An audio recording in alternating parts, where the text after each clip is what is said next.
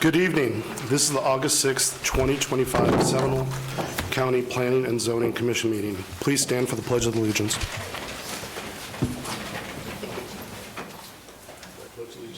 the flag of the United States of America and to the republic for which it stands, one nation, under God, indivisible, with liberty and justice for all.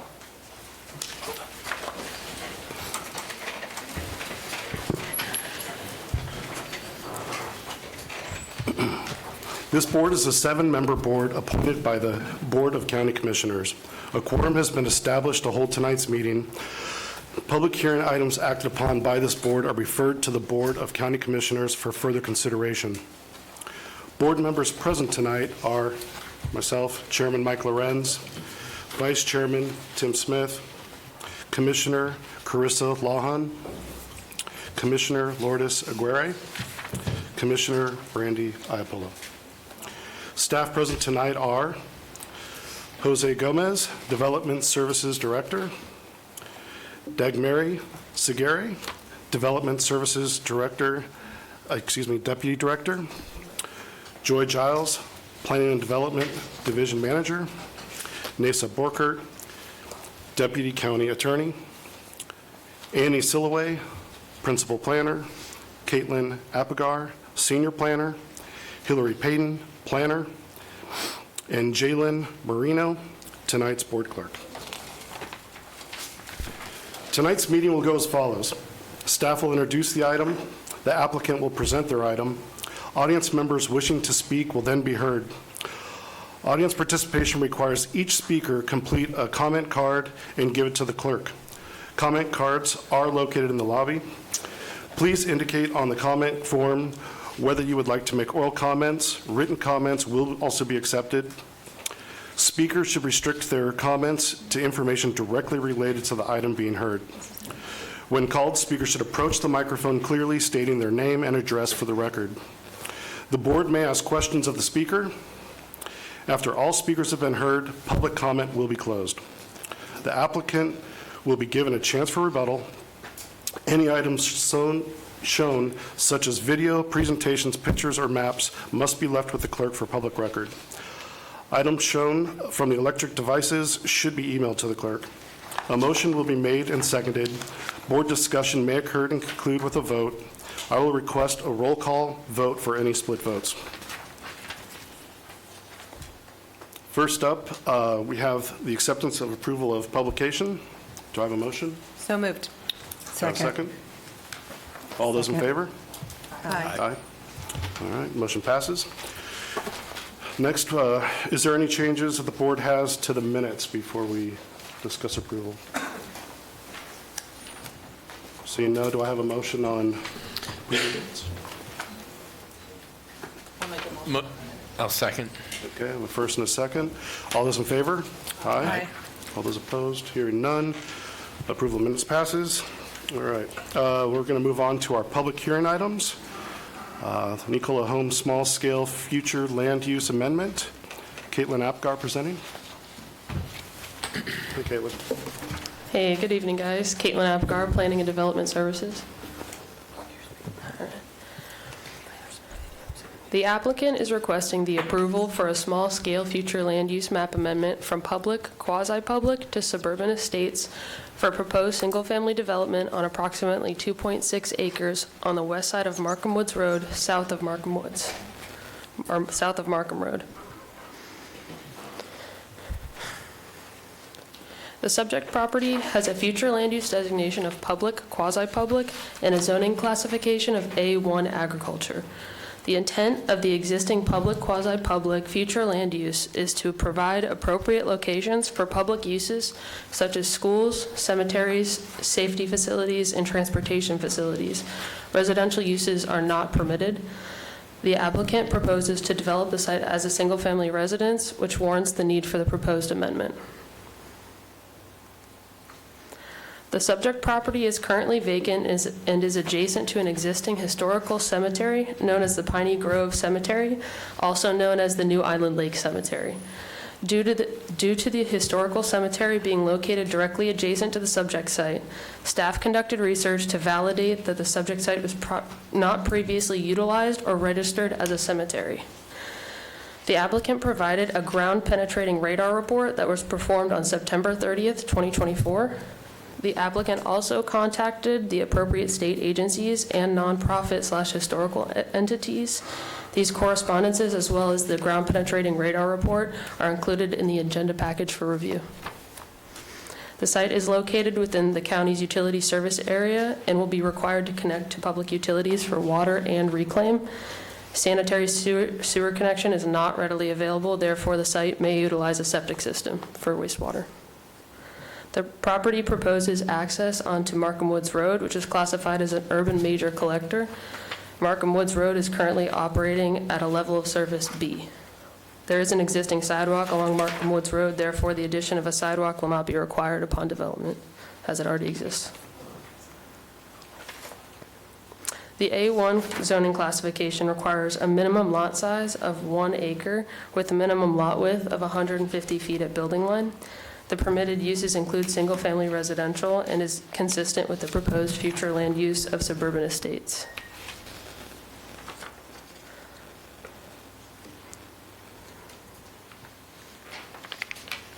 Per the Seminole County Comprehensive Plan Future Land Use Objective 1.6 Standards of Review, land use amendments are evaluated utilizing the criteria as depicted on the slide above. In summation, the surrounding character of the area has become developed over time consistent with the suburban estate's future land use. The property adjacent to the west has remained a cemetery, but the other properties in the vicinity are developed as single-family homes on a minimum of 1 acre. The site does not appear to contain any wetlands or floodplain, but will be evaluated further during the building permit process. The request is compliant with the Wekiva River Protection Act area in that it limits density and complies with the standards set forth in the Act and the comprehensive plan. Suburban estates and public future land uses are compatible transitional land uses. The future land use of suburban estates in zoning district of A1 require larger lot size than other future land use and zoning districts, which mitigates potential impacts in the transition from public to suburban estates. The proposed amendment to suburban estates is compliant with the Wekiva River Protection Area and the county's comprehensive plan by meeting the intent of the following policies. Per future land use policy 2.2.5, the county shall implement standards to maintain low density and enforce development standards farthest from surface waters and wetlands and minimize the development impacts.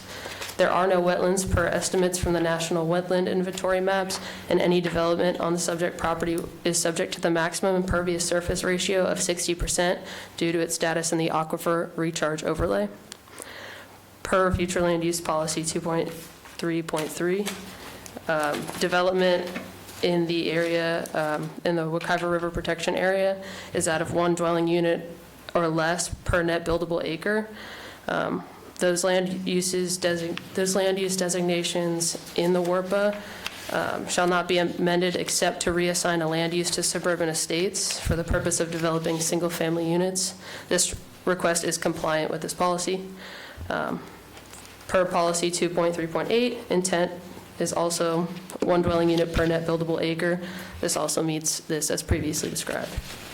Staff requests the Planning and Zoning Commission recommend the Board of County Commissioners adopt the proposed ordinance enacting a small-scale future land use map amendment from public, quasi-public to suburban estates for proposed single-family dwelling unit on approximately 2.6 acres. Thank you, Galen. Is the applicant here? Or actually, Yes. pause that. Is there any questions of staff? Yeah. Something. I wanted to clarify, in the staff report, it seems to indicate that there's only going to be one single-family residence built, but I didn't see anything that limits to one in the development order. So could it potentially be a second later, or? So they would have to go through the subdivision process in order to do that. The current right-of-way frontage that they have is only 20 feet. Any created lot requires 20 feet, a minimum of public frontage, so based on their current public frontage amount, they're only able to do one, based on that current frontage. Any other questions of staff? Sorry, is the applicant here? Let me take him up.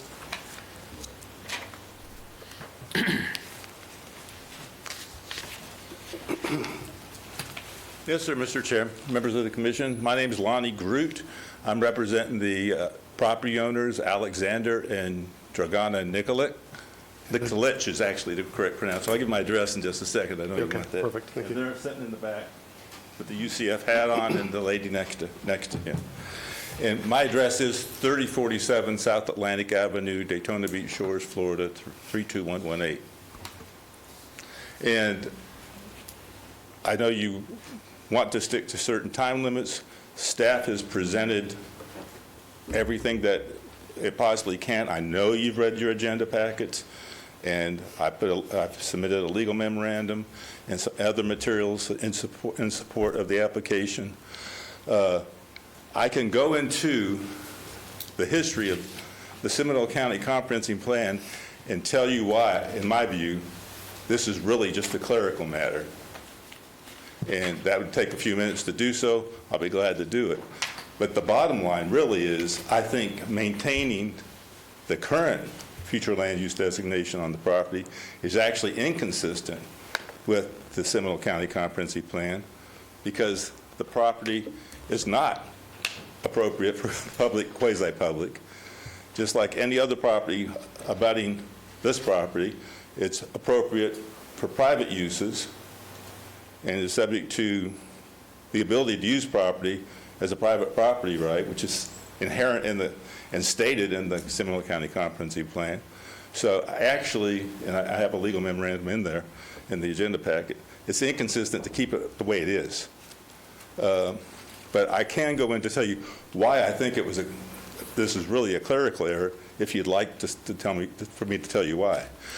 Because actually, if this property had not been conveyed to a church in 1946, we wouldn't be here today. I'm sure of that.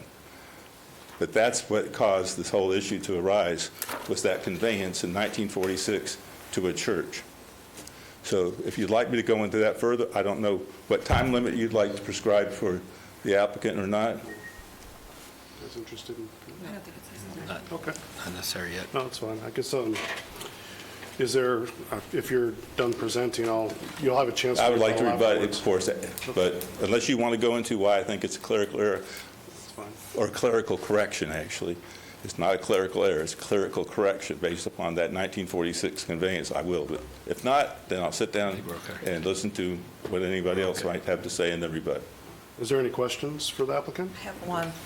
I read that you all, doing your due diligence, wrote to the Division of Historical Resources, the Black Cemetery Network, Seminole County School District.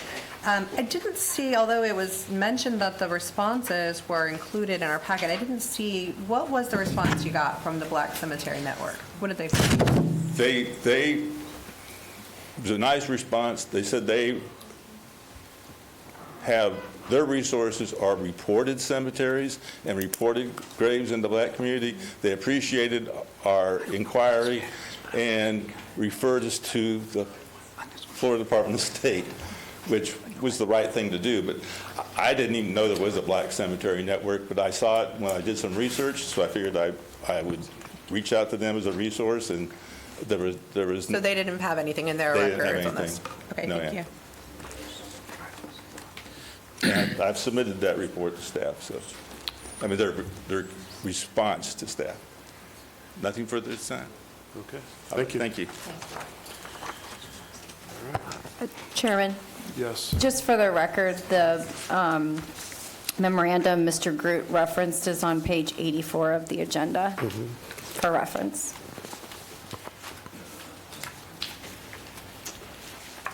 So I'm going to move on to members of the audience who would like to speak in either favor or opposition of this request. believe we have some comment cards.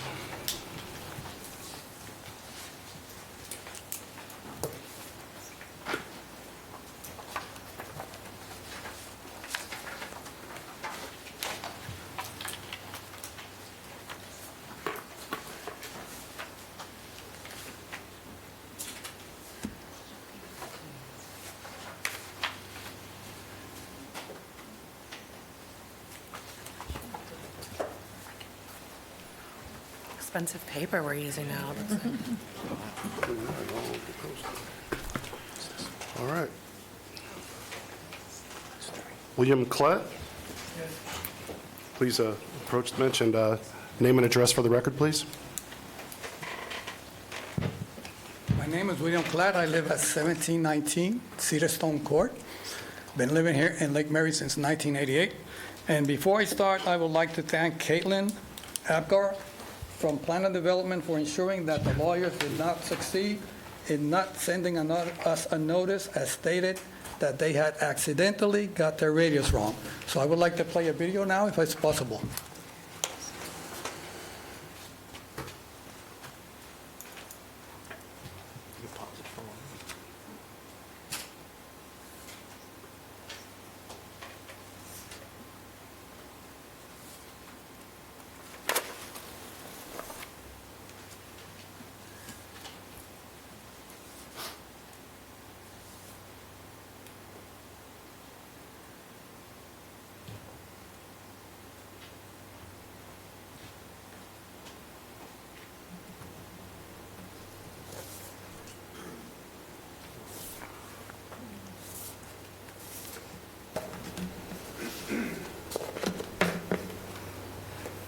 The video is 4.5 minutes long.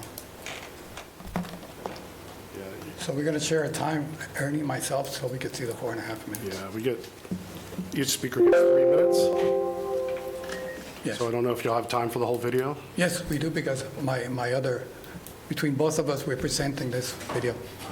Oh, okay, you have somebody else that's presenting. Yeah. Okay, so We'll split down, yeah. You have to pause it. One of our News 6 viewers reached out to us about a part of Seminole County that has been disappearing through the decades. News 6 reporter Catherine Silver explores Markham Woods. It's been here for a long time. It's a piece of Seminole County's history that's buried. It's really hidden. Oh, yes, it's deep in here. Stories passed on with few records that hold true answers. There's some markers there. Mr. General G. Nelson, 1959. John Stanton, 1937. Bill Klatt only knew about it because he recently discovered part of it is just beyond his property. How many people do you think don't even realize this exists? I think most of the people don't even know. Not far from Markham Woods Road lies what was known as Piney Ridge Cemetery. This was a burial ground for the black community that developed lumber and turpentine here in the early 20th century when the town of Markham existed. What we do know about its history, we found at the museum in Seminole County. Answers here aren't buried in the ground, but in cabinets and files. Reminders of a reality years ago. Where we're located is, right in here. That's where Markham, like the community, is going to be centered, is west of Paola. Because it was close to the railway. Yeah, it was close to the railway and also to the river. Bennett Lloyd is the museum coordinator. All of this is Wilson cypress, and you have little pockets of it, T.E. Wilson. These companies really owned everything, and the laborers who we see buried at Piney Ridge are the ones who did all the work. Yes, and it was grueling work. At what point did the town of Markham disappear? Really, by the time we see it here in the 40s and 50s, it was only on paper. Today, it's only known as a ghost town. They would move the whole town, and they would drop it on another little plot of land nearby, and they would do the same thing for that land. And the cycle continued, where there would have been a church, a community. Here it was Oak Grove's Missionary Baptist. That was here until 1928 when it burnt down. There is now mostly pine trees. There are dozens of these cemeteries scattered around the county, some of which have been lost to development already, and we're working on trying to figure out what parking lots they're under. The only peek into the past at Piney Ridge are metal markers, some rusted or unreadable.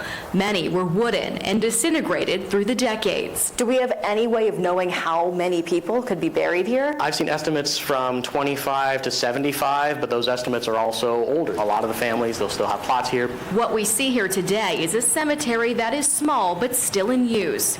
It's what Klatt found just beyond the tree line, this collection of apparent graves that made him wonder just how much bigger this burial site could be. It could be that, it's poor individuals who still wanted to be close to the cemetery but didn't really have the money to purchase plots. There's really no way of knowing who's buried here and where unless there's, some kind of archaeology done. Says here, proposal, future land use designation amendment. The owners of a nearby property have plans to build a home on their land. This letter is from a law firm. They paid for a ground-penetrating radar report that was limited by the terrain but found no graves. There was some concern that a cemetery was located on the property. Evidence proves to the contrary. Klatt says he just wants people to remember what happened long ago, what's been lost along the way, and to keep telling the story. You reached out to us because you believe this is a story worth telling. Yes. For us to capture the essence of Markham Woods, it would be very important to restore this cemetery and also make it a historical site. Because here, there is no story without the people who made Markham. In Seminole County, Catherine Silver, Getting Results, News 6. Just fascinating. It really is. I did a story years ago, I think it was the Oakland Cemetery, and it's primarily African American.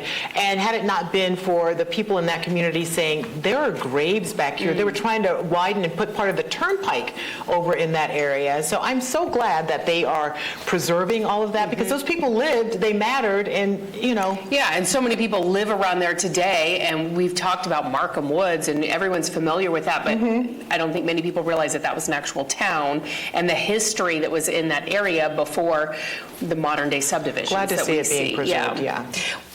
Thank you for your time. Granger knows that if your alignment in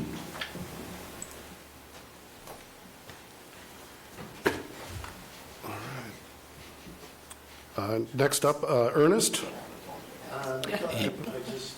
Oh, donut.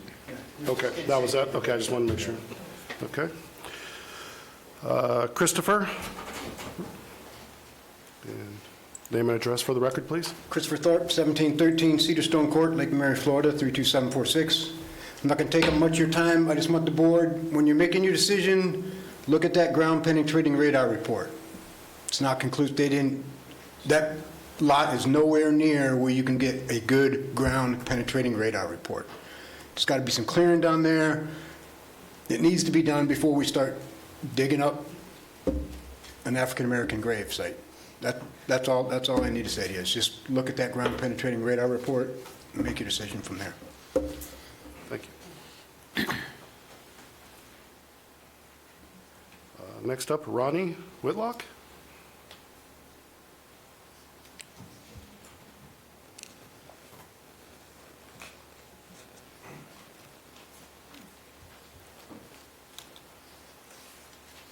And name and address, please. Thank you.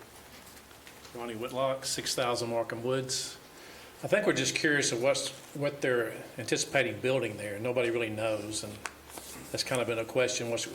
We've heard churches, cemeteries, we've heard all kind of things. We're just kind of curious of what the plan actually is to build there. Appreciate it.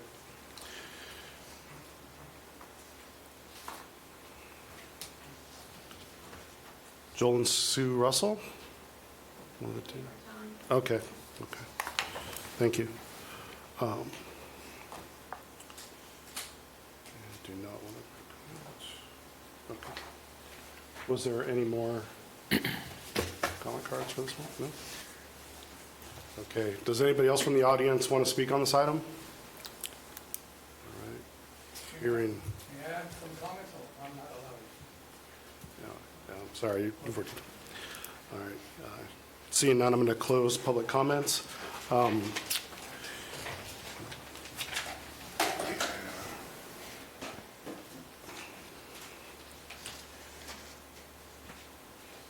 So, Chairman, I with- thi- oh, Yeah, I sorry. was just going to ask if the applicant wanted to come up. I have some, go ahead. Yeah, I think in response to the question from the property owner that just came up is, could there be a church there? That's what I was going to get into. In the yeah. A1 district, civic assembly uses, the neighborhood use requires 5 acres. I believe this site is only 2.6 acres, so it wouldn't meet the requirement to have a church on the property. Also, I'll just note that you saw that this is within the Wekiva River area, protection area. Those uses are limited to 1 dwelling unit per acre, single-family residential dwelling unit per acre. So that really is overriding of a lot of this stuff. You'll have the A1 designation, but you have to meet the Wekiva provisions and those standards. So I'll just point out that that is an overarching requirement for this area. Now, if they were to engage in, agricultural uses or something like that, they could probably do that, but it would be, again, mitigated by the Wekiva and any standards there. Thank you for that clarification. Sure. That's kind of what I wanted to dig into. Sure, and I'm sure the applicant can Yeah, that's okay. talk about their intent, but I just wanted to clarify that. Yeah, please. Sure. Thank you again, Mr. Chair. So, as to the, I guess, 3 issues that were brought up, first of all, in terms of the ghost town, we agree. I thought, if you read my application, I was fascinated by the history of Markham and the African-American community settlement that was there. I attached articles relating to that whole history in the application. So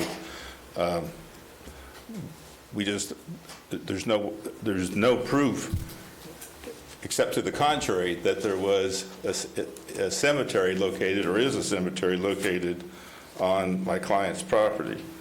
Indeed, in the application, I note that the property appraiser came to the conclusion, back when they put the property back on the tax rolls after a hiatus of about 66 years, that they removed the Department of Revenue code for cemeteries and put single-family residential, which is the case now. They did that in 2012, and they concluded that there never has been a cemetery church, no longer there. That's not written very well, but never been a cemetery church there. And actually, the church that owned the property, they stated was not in, had been not been the church for 60 years at the time. That's why I keep referring to the fact that this conveyance in 1946, if it had one result, it took the property off the tax rolls for 66 years. Because since 2012, it's been on the tax rolls. That's why there was a tax deed, and that's why my client's been paying $4,000 a year. Well, they're paying $4,000 this year. That's what the tax bill said, and have paid taxes on the property since 2016. So we agree. The area is historically significant. There's just no evidence, except to the contrary, that there is a cemetery or graves on the site. As to the GPR issue, let me just note that if there was construction on the site, state law requires you to stop if there's a grave found. When I was with the Seminole County Attorney's Office, we had to stop several times, not only for finding human graves on road projects, but also a pet cemetery at the corner of Aloma and where the expressway ends in Seminole, ended at the time in Seminole County. I forgot the name of the pet cemetery, but we had to stop for several days because of that too. So, but state law requires you to stop, notify archaeological personnel, and go through a whole litany of events if you do happen to find a grave during the course of construction. In terms of what's intended, I can tell you, and I've talked to my clients again tonight, and I'm going to look at them in the back, and they can nod their head. They plan on having one single-family residential. They're both nodding their heads in the affirmative. because they're not interested in going through the subdivision process, okay? And all that would entail. So the intent is to do one single-family residence on the site. There's not any intent to do a church. I know there's consternation about a development at the end of the road, the dirt road, that the property abuts. There's consternation about what happened down there, in terms of becoming some type of a code enforcement issue and becoming an event center when it was supposed to be an ag use. That's not what we're about. We want to build one single-family residence on the site. I don't know how unambiguous I can be. That's the intent of Mr. and Mrs. Nishlich. Any questions?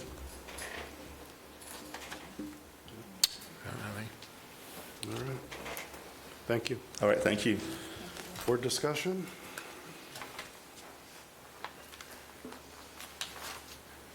None. I'll make a motion to recommend the Board of County Commissioners adopt the proposed ordinance enacting a small-scale future land use map amendment per the following motion. One, based on staff's findings and the testimony and evidence received at the hearing, the Planning and Zoning Commission finds the request meets the identified portions of the comprehensive plan and moves to adopt the requested small-scale future land use map amendment from public quasi-public to suburban estates. I have a motion. Do I have a second? Second. All those in favor? Aye. All those opposed? Hearing none. Motion passes. Thank you very much.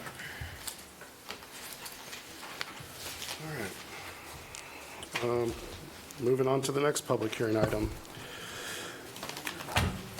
The Cigar Lounge Special Exemption, Hillary Payton presenting. Sorry. It's okay, either way is fine with me. Good evening, Hillary Payton, Planning and Development. This item is a request for a special exception for the Cigar Lounge to amend their existing special exception for an alcoholic beverage establishment to allow for expansion in the Loma Vista Plan Development on 2.29 acres located on the northwest corner of West State Road 426 and Via Loma Drive. The applicant currently operates an existing cigar lounge and a shopping plaza via special exception approved on October 25th, 2010 for on-premise consumption of beer and wine as an accessory use to the tobacco products offered for sale on site. The applicant is requesting to amend the special exception to allow for expansion of the operation into the adjacent unit to continue serving beer and wine. The Cigar Lounge has increased from 1,350 square feet to 2,500 square feet in size, and they seat 25 patrons with no outdoor seating. The hours of operation are currently Monday through Wednesday, 12:30 p.m. to 9 p.m., Thursday through Saturday from 12:30 p.m. to 11 p.m., and Sunday from 1 p.m. to 8 p.m. The Seminole County Land Development Code states that any establishment selling alcoholic beverages for consumption on premise shall maintain separations from all churches and schools. The Cigar Lounge meets all separation requirements and will continue to meet these requirements with the proposed expansion. The Land Development Code states that certain criteria must be met for the Board of County Commissioners to approve a special exception request. Staff finds that the request meets the 4 criteria. On July 15, 2025, the applicant held a community meeting in compliance with the Land Development Code. Details of the meeting have been provided in your agenda package. Staff requests that the Board of County Commissioners approve the amendment of an existing special exception to allow, with the conditions stated in the development order, an alcoholic beverage establishment to expand in the PD district on 2.29 acres located on the northwest corner of West State Road 426 and Via Loma Drive. This concludes my presentation. I'm available for any questions. Any questions from the board? I have one. I heard you say that the seating is 20 to 25 with no outdoor seating, but you showed us a picture with outdoor seating. Unless my eyes are a lot worse than I thought. That There's looks no like outdoor seating. Those are not tables and There's some chairs? chairs and stuff out there. That's indoor. No. Oh, that's inside? Yeah, that's inside. You talking about on the sidewalk? This is the sidewalk right here. Uh-huh. The front door. This is all inside. Right, no, I'm looking at the picture. Oh, yeah, they have to remove it. Oh. Sorry, I thought you meant the drawing. No. We required that they have a site plan to have the outdoor seating, and they've opted to remove it. Gotcha, thank you. Any other questions for the staff? All right. Is that applicant present? I believe so, yes. Mind come on up?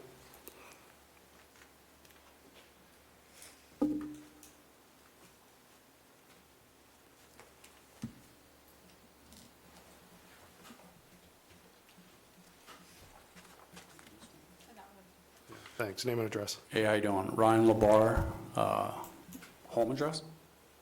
1909 Criterion Court, Windermere, Florida, 34786. Yeah, you have the opportunity to present any extra information you want to do or not? We bought the cigar lounge existed for, I believe, 10 to 12 years. We bought it 2 years ago, 2022 of December. And we tried to renew the alcohol, and they had beer and wine. We tried to renew that, but the previous owner put an L to the bar into the next space, which required us to, I guess, reapply and go through the whole thing over again. So that's been the dilemma. Gotcha, okay. Appreciate that. Is there any questions, the applicant? Yes, I only have one question. The expansion of the square footage, will it also require you to have the exhaust fans to absorb the? They're already in there, so nothing like, he blew out a wall essentially and made the bar like an L, but it didn't, all it did was add 3 to 4 more seats to the bar. There's no other, the rest of the space is just like retail space. So it's like cabinets holding products, but there's no other seating in that area besides the 3 to 4 seats on the bar. This right here. So this area right here was expanded, but this is all retail, so there's actually no seating over here.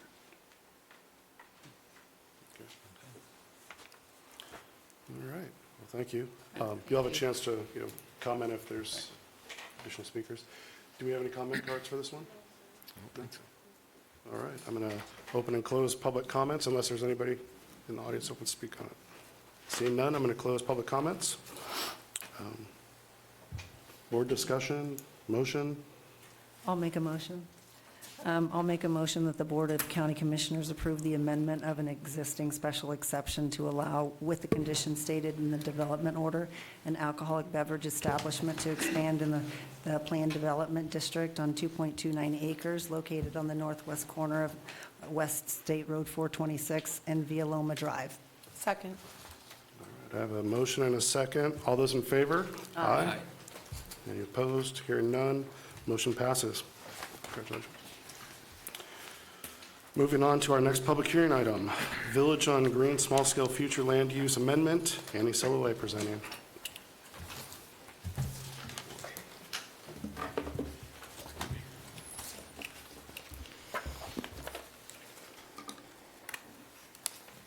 Good evening.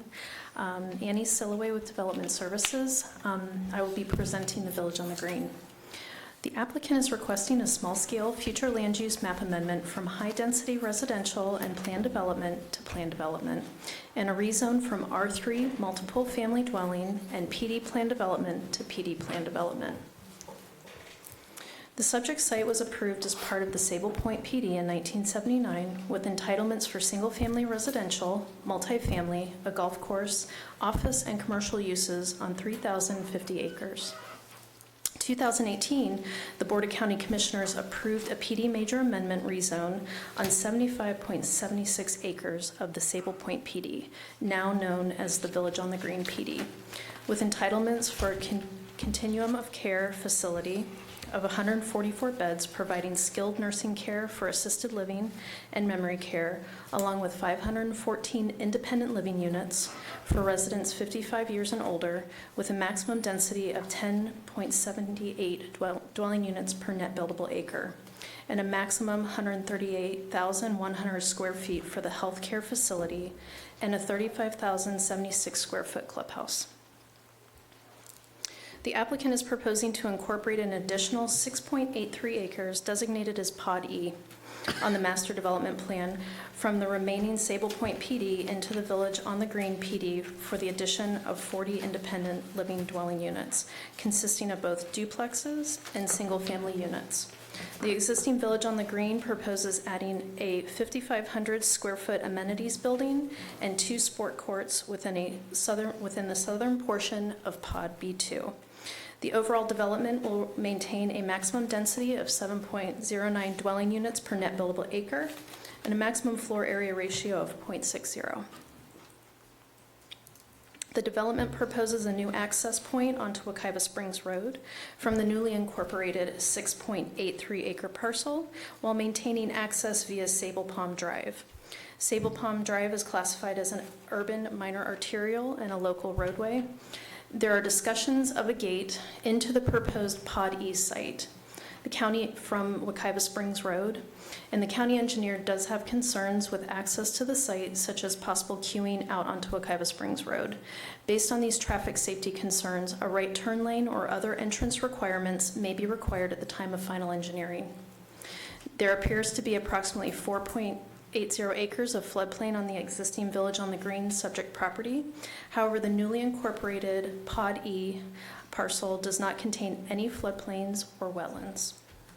The developer will be required to maintain a 15-foot wide landscape buffer along the south and southeast perimeter, and a 10-foot wide landscape buffer is proposed along the west boundary of the newly incorporated Pod E parcel, referred to as Pod E. The amenity area encompassing the amenities building and sport courts shall maintain the previously approved 10-foot wide buffer along its southern boundary of Pod B2. The proposed project is located within the Little Wekiva Drainage Basin. A portion of the site has a master drainage basin system. Due to the basin having a limited downstream capacity, the site will have to be designed to hold water quality and the pre versus post volumetric difference for the 25-year, 24-hour storm event. The overall site plan will be required to maintain a minimum of 25% open space. The proposed PD zoning designation and the associated master development plan have been evaluated for compliance with the Seminole County Land Development Code review criteria for plan developments. The proposed plan development zoning and associated master development plan are consistent with the Seminole County Land Development Code and the comprehensive plan. The development supports the goals of the future land use element by promoting flexibility, incorporating a mix of housing types, and redeveloping underutilized land, specifically through the newly integrated 6.83 acre parcel referred to as Pod E, that was previously and developed as an office site and is proposed to be converted into an additional 40 independent living units. The project cannot be reasonably implemented under conventional zoning and offers greater community benefits, including crime prevention through environmental design standards, measures such as secure fencing and controlled access, as well as reduced vehicular trips due to on-site amenities, proximity to retail, and internal golf cart access. The design preserves approximately 90% of the existing tree canopy in key areas, enhances landscaping with native species, and provides internal sidewalk trails and pedestrian access to Wekiva Springs Road, ensuring strong multimodal connectivity.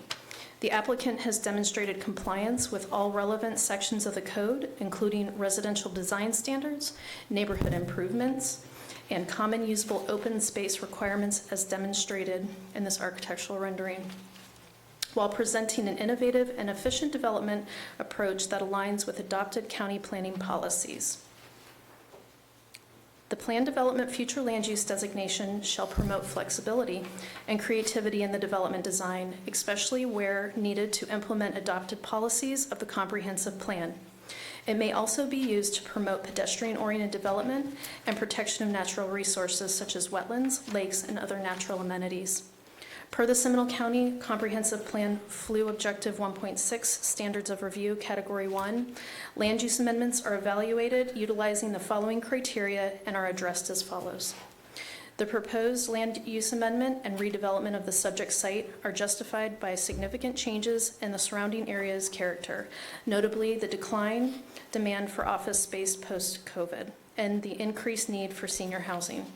The project repurposes an underutilized commercial parcel into a residential development, reducing sprawl and enhancing community integration by expanding the existing Village on the Green.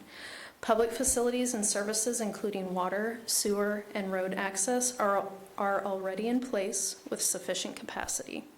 The redevelopment is expected to reduce peak traffic impacts compared to the previous office use, and all infrastructure improvements will comply with adopted service levels.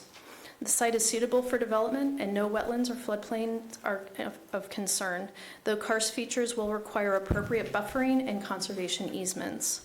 The proposed use creates a compatible transition between existing commercial and residential developments, incorporating appropriate setbacks, landscaping, and open space. While no public facility contributions beyond minimum requirements are anticipated, the applicant will need to provide a sidewalk and potentially a right turn lane due to access concerns. Although the project does not include workforce housing or directly support economic development or mass transit, it reduces transportation impacts and aligns with local, regional, and state planning policies by redeveloping underutilized land, preserving natural resources, and enhancing neighborhood compatibility in accordance with the Central Florida Regional Growth Vision. The applicant conducted a community meeting on May 8th, 2025, and no one from the public attended the meeting. Details of the community meeting have been provided in the agenda package. For the record, I have received 3 emails of concern from adjacent neighbors to the Village on the Green, and these emails were emailed to the Planning and Zoning Commission. And 2 emails were received this afternoon and have been provided to the Planning and Zoning Commission tonight. So staff requests the Planning and Zoning Commission to recommend the Board of County Commissioners adopt the proposed small-scale future land use map amendment and concurrent rezone as per the following 2 motions. Based on staff's findings and the testimony and evidence received at the hearing, the Planning and Zoning Commission finds the request meets the identified portions of the comprehensive plan and recommends the board adopt the requested small-scale future land use map amendment from high-density residential to planned development.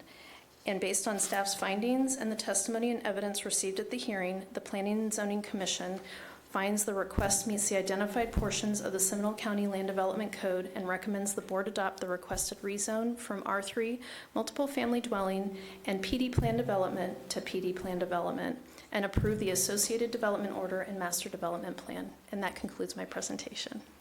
Thank you, Annie. Thank you. Does the board have any questions for staff on this one? Sure, I do. Annie, I think you did a really good job on this presentation. Very comprehensive. Thank you. Thanks. You noted that the county engineer has some concerns with regard to the proposed access off of Wekiva Springs Road. Yes. Is that something that can be resolved with a right turn lane for sure, or is it something that may be eliminated later down the line, the access entirely on that off of that road? So I can answer that. Jose Gomez, Development Services Director. That's a concern just of ingress and egress and of stacking because of the proposed gate. There are certainly ways to mitigate that at site plan. If they can't provide the sufficient stacking, and they'd have to provide a turn lane. And if they couldn't, then we would basically not allow the gate at that location. So that's something that could be addressed through that site plan. But there will be access off of this road with or without a gate.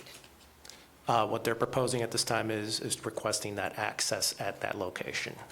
It seems important, based on the reading from the, concerned people and also the site plan. So, I wouldn't want to approve this tonight and then see that eliminated, entirely. No, that's a good point. And staff believes from a circulation standpoint and providing that interconnectivity to Wekiva Springs Road, that it is important for the development to provide that access point. We're just, the concern is more about making sure that it's safe, that traffic doesn't stack onto Wekiva Springs Road. Okay.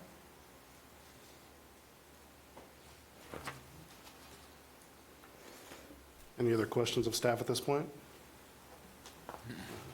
Is the applicant here, Annie? They are. All right. Please come on up.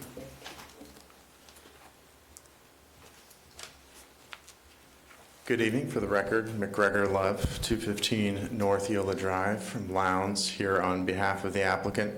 As you appropriately noted, staff did a really great, thorough job, so I will spare this commission the details, but I thought I'd summarize what we're looking at here. The existing building was built in 1983.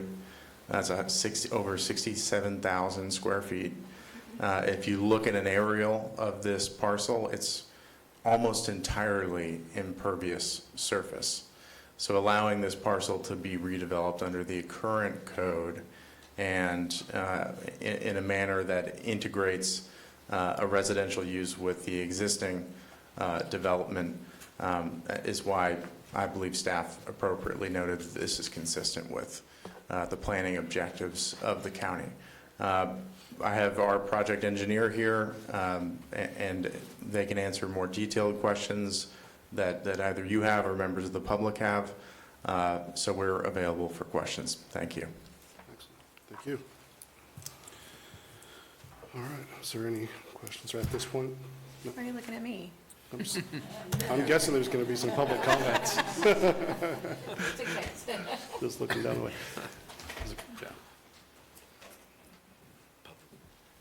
Yeah. So. All right. Public comments here. All right. So we're going to open it up for the audience to speak in favor or in opposition. It looks like everybody's in opposition of it. So we'll start out with Kevin Boyle.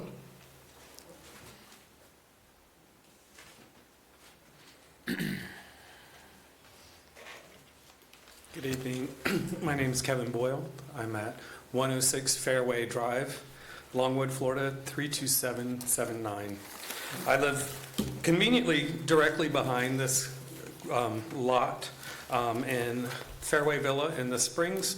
I'm opposed to this development mainly because of the development of the recreational area and the open sports courts, AKA pickleball, which has been a big issue within our own community with the noise ordinance and disruption that causes, as well as the concern of changing of these retention ponds for drainage, because all of our properties actually slope towards that area, so we're concerned about drainage. But that's all I have to say. All right. Thank you. Staff, can we maybe address the drainage comment? Is there? Sure. Or, I don't know if the applicant. Yeah. Okay. Would you prefer? Chairman, do you want to address it now Or- prior to the rest of public comment? Just Let's to, I mean, stack 'em. you can do it, that's fine. Let's, yeah, we'll. But it may let's be, get through I mean, You're it may right. be good, since we You're didn't right. talk about it before, Yeah. that they go through the drainage so that the public has knowledge of what the engineering says on the site, and then maybe they can tailor their comments That's with perfect. That's additional actually makes- questions. makes So way more maybe, sense. yeah, Thank maybe you, Nessa. it's Yeah. good for them. Okay, perfect. All right. Let's do that then. We'll get them all together and then rebut at the end. All right. Moving on, it looks like we've got Fran Smyrner? Oh, there. Welcome. Good evening.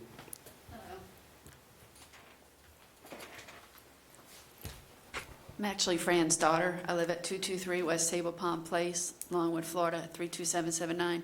I just have two. Sorry, what's your name for the record? Melissa Sukanek, S-U-K-A-N-E-K. Thank you. You're welcome. I have two questions for this. We're talking about a right lane turning in off Wekiva Springs Road, but what about people leaving out of that development? Is there going to be a light there to control people making a left turn lane out of this development onto Wekiva Springs Road?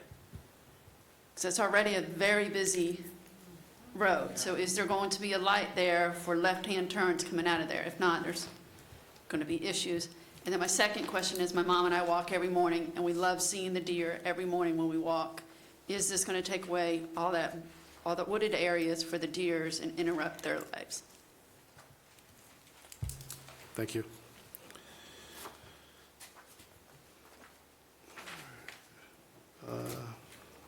Alexi Wyatt?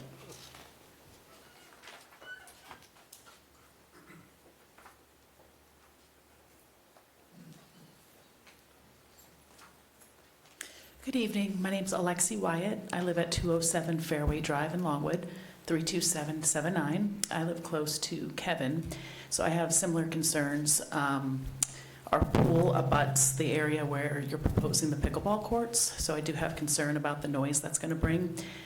More development brings more traffic, brings more people. I have concern, 434 is always a mess. Can't even get out of our neighborhood, even with the light.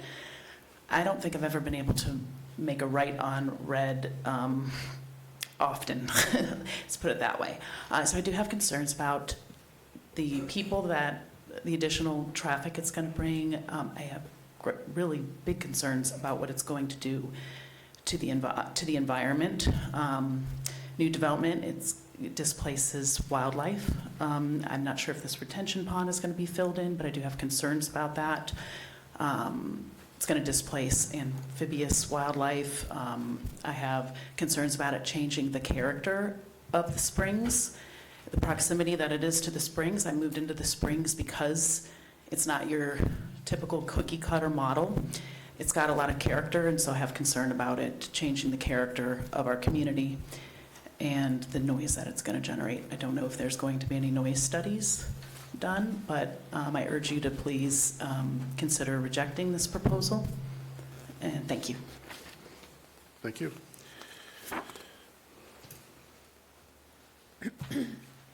Edna Rosen?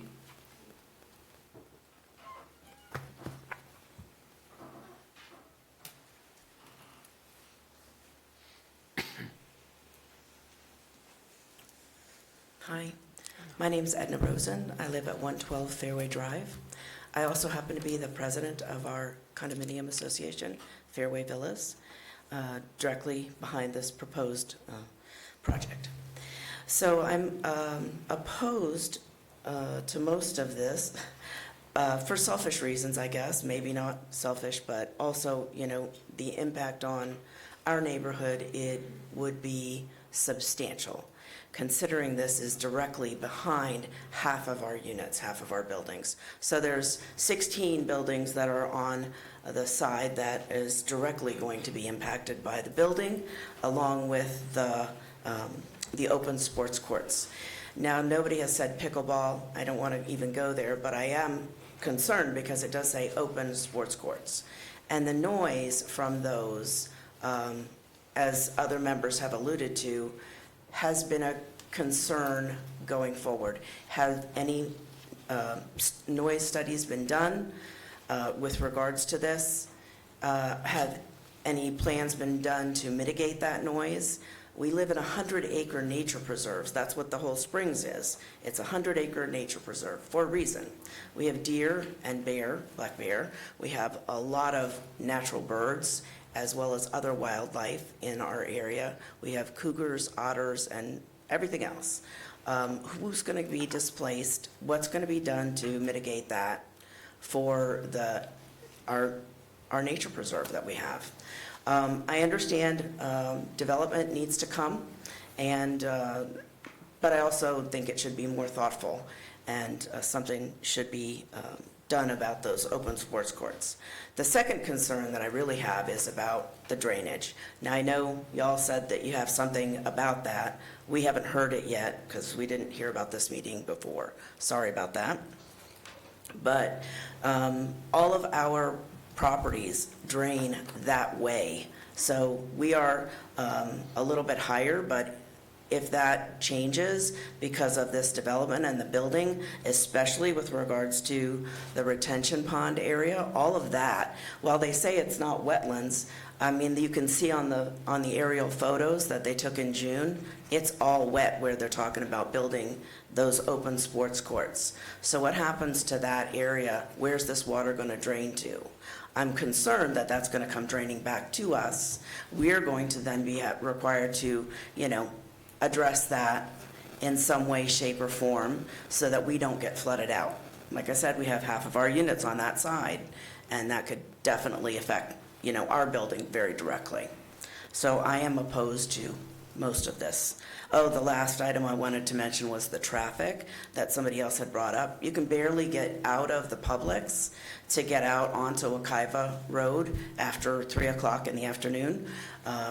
So that's not going to get any better, even if they have a light or a turn lane or whatever from putting something else in. Thank you very much. Thank you.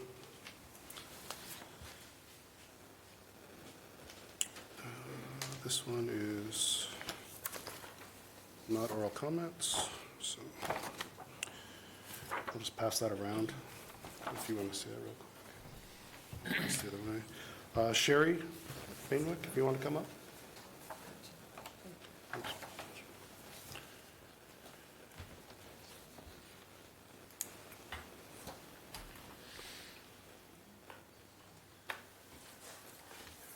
Six inches. My name is Sherry Barwick. I live at 108 Autumn Drive, Longwood 32779. I live in the Springs, and I'm actually president of my sub-association. There are 10 such sub-associations in the Springs. Like Edna was talking about Fairway, we have somebody here from Live Oak Village. She's right next to this site plan. My townhome association is right across the street. Everybody's listed several concerns, all of which I agree with. The nature, the beauty, that's actually a 400-acre nature preserve is the Springs. And just the construction alone is going to make a difference. I don't know if any of that nature and animals will all come back. But my biggest concern is the water. The Springs drainage system was established for the most part to be an engineered system of swales and berms. So we don't have hardly any underground pipes and things like that like we had where I used to live. And that was all done in conjunction with Seminole County and the PUD agreement that was done in the 70s when the Springs developer was asking for what would satisfy the county for him to get his vision of the Springs. So it's very important that the nearby properties, such as Sable and Village on the Green, retain their own water, especially since the flood zones have apparently changed since inception of all of this work. And just hurricanes since the late 90s. I don't know how many of you have been involved that long, but water's different now, storms are different now, and we've had a lot of flooding in the Springs that I don't think was ever anticipated in the beginning. Climate change. So we're very much concerned that any proposal from any nearby properties that's not comprehensive enough to preclude the Springs accepting water that is not our own to manage should be reviewed very carefully and reconfigured to make certain we're not adversely affected. Thank you. Thank you.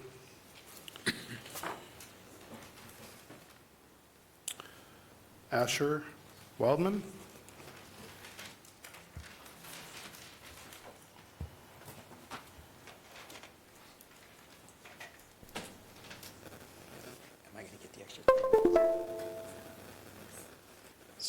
Hey, good evening. Asher Wildman. I'm the president of the Springs Community Association, 400 Woodbridge Road, Longwood, Florida.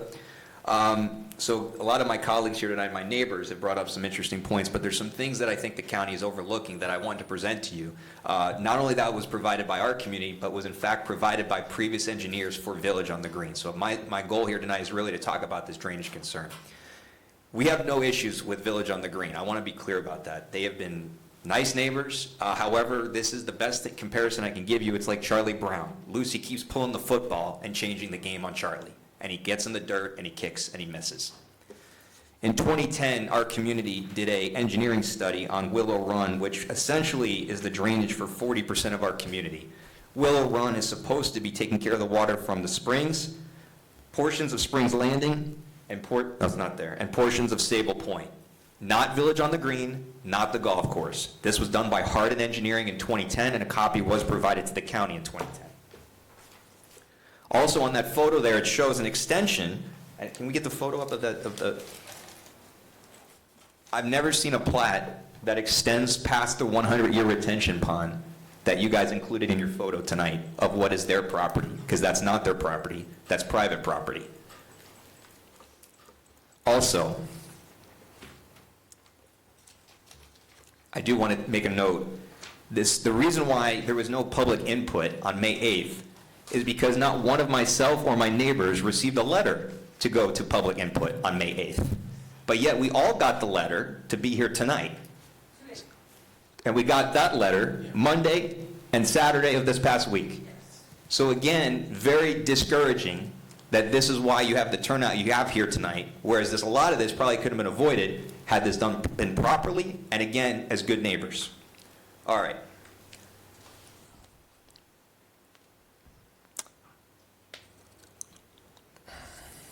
I want to fast forward now to previous engineers for Village on the Green for the project that they did in 2018. And that's the POD there. So above, I believe the property ends right here. I could be wrong, but I'm fairly certain the property line ends where that retention pond ends. And I also have on a hard drive tonight the plats from the Seminole County Property Appraiser that shows who owns what lot and where those are, and that's on the thumb drive. But in 2018, when they were originally doing this expansion, the county recommended that they put in a 25-year retention pond. However, an engineer for the project, for them, came back and said, WGI, who was the engineer at the time, was advised the Village on the Green property is landlocked with no adjacent canals or lakes. As a result, the surface water management system for the property must be designed to retain the 100-year, one-day storm event, which is what they ended up doing and changing. Later, in 2019, the same engineer said, stormwater runoff from the wet retention area discharges to the small creek and then flows north towards an existing wetland outside the Village on the Green property. Essentially, the water that we get, and behind my neighbors, where Fairway is, all this water from Fairway comes underneath our neighborhood, flows behind Wisteria Drive, right next to the retention pond they put in, and this services literally 40 to 45% of our neighborhood. Plus, we're getting all the water from Sable, which is who we're supposed to get it from, not Village on the Green. During Hurricane Ian, our neighbors pumped water into our community from their retention pond into our community and Willow Run. I have neighbors here tonight who are a foot away from losing their homes. Is this how it's supposed to be done with Village on the Green? Can I show some photos now, please? And we did report to the county when the pumping was happening, and I was told, please call us either A, in normal operating hours. Well, what good is that if you're pumping during and after a hurricane?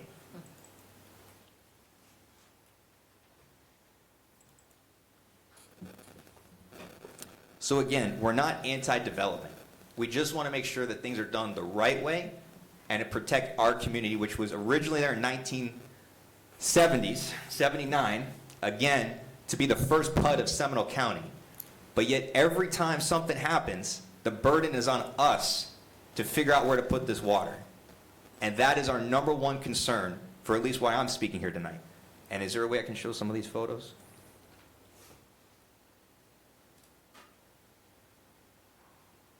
When I did report the pumping to the county, I was told to call the sheriff's office. The sheriff's office then said, it's a civil matter, there's nothing criminal. Well, here's the problem with that. Then I was told by the county, call us back when it happens again. Folks, the county's not going to send people out during a hurricane to tell them to put their pumps off. So what are we supposed to do? Because it's shown they've already done it. And they have been doing it. Can you pause one? Try.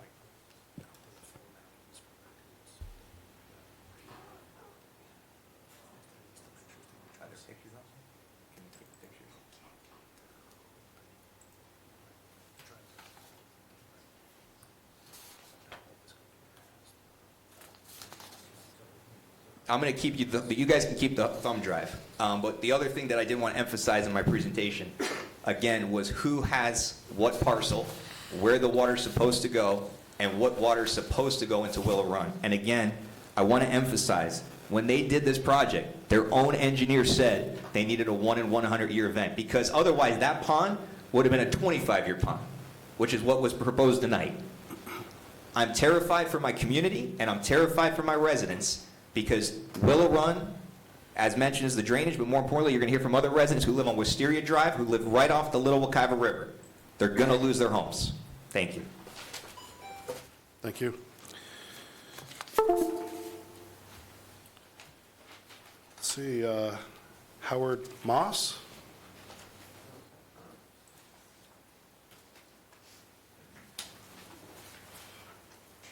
Thank you so much. I appreciate what you guys do. Serving on a master HOA board, I get how this can be a thankless job. I'm Howard Mass, and I live at 247 Crown Oaks Way. It's not as close as Fairway, but pretty close. When I moved to the Springs, it was mostly because of the nature preserve. I go on walks throughout the community, see the deer, just the trees. And then when I'm walking, towards like the first run of the circle, I see Village on the Green. And before I moved in, it used to be all green space. Then they did all the construction. And, it was a change, but this seems like something that's going to affect us a lot more. Now, I second Asher on the water concerns. I mean, when I went down there and saw how they flooded our community, and it offended me. And I think you have to see, I don't know if how many of you have been down to our community? Have you ever been down? Okay, yeah. It's beautiful in my community. I feel so fortunate to live there. And the people did not sign up for a sports facility that lived around there. They didn't. The people that live by our rec area, they know what they signed up for. We didn't. And then we had this flooding. We also, another factor is that road. Have you ever been down that road that borders our community and 434? It is congested by Sweetwater. I mean, it takes during rush hour, it takes like 25 minutes to get out of there. It's absolutely horrendous. And a lot of residents have called me, and normally I don't get this many phone calls. They're scared, and they're concerned. And I don't think Village on the Green can be trusted based on everything that they've done in the past with the drainage. And the people do not want our wildlife disrupted. A few months ago, myself and Enda and another board member were chatting by her pool. And there was a bunch of trees out there. It was so peaceful. And I never knew that part of the Springs existed because I never have gone to the Fairway Village portions. They do not deserve to have their lives, disrupted by this. It is not fair. They did not sign up for this. For a sports facility, so maybe they can get flooded as well. This is not right. And, a lot of the residents, again, are scared. And I completely oppose it, and I hope you all see the people who came out here. And I guarantee you, if we had more Noahs, this whole room would be filled up. Please see that. Please see what our turnout compared to the other items, and please reject this proposal. Thank you all so much. Thank you. Next up, Anthony Renda? I think I have that right. That would be great if you could. Yeah, name and address, please. My name is Anthony Renda. I'm at 203 Weeping Elm in Longwood, 32779. I'm the president of Shadowwood Village as a part of the Springs, and we are one area that has a retention pond built into our community. And that retention pond during hurricanes becomes Lake Shadowwood. So the drainage goes into the area that Asher had indicated, and over the years, the development around the Springs has created more and more water runoff into our area, and that is no longer effective. We've done mechanical pumping systems to move water away from that. We've dug pits underneath what we call Lake Shadowwood, some areas to retain water. And when we get into those heavy storm areas where our community, which is all grading towards Village on the Green and towards the Willow Run, and now we have the areas around us that are developed, there just simply is not a place for that water to go. And some of my fellow residents have made clear claims that we don't have an underground stormwater system. It was not built and developed that way. And our significant concern is drainage. Whether someone wants pickleball courts or not is of course a concern, but flooding of homes and the insurance damage that that's going to cause is a very real concern. Today in 2022, no luck, huh? There you go. So in 2022, Lake Shadowwood was so flooded that we had water intruding on the homes at the doorstep and in the homes, certainly in the garages. In 2024, we had a similar scenario. There are pictures and videos on this thumb drive. The road is impassable for several days. It is a significant concern. This is a Springs concern. I accept that we ourselves have a concern, but any development that does not adequately consider and improve the way that water comes towards the Springs really needs to be considered, and our community will take it directly in the shorts if we don't do something smart here. There's a very good image of a home that is essentially going to have to be gutted, right? I mean, that's not positive. So we have a general concern for drainage. I'm not opposed at all to the Village on the Green. I have friends that live there. It's a good community, but they need to treat their neighbors in the right way. And the water is going to get worse if we continue to not pay attention to our inability, our permitted inability, to take water from others and not deal with it. We have enough problems within our own boundaries. So please take strong consideration to the drainage topic, and whatever the rebuttal is, that's great. These are words. These are homes. These are residents. We need to consider that in straight force. Thank you for your help. Yeah, thank you. Yeah, please. I'm sorry, there are some videos here, and you can take my time and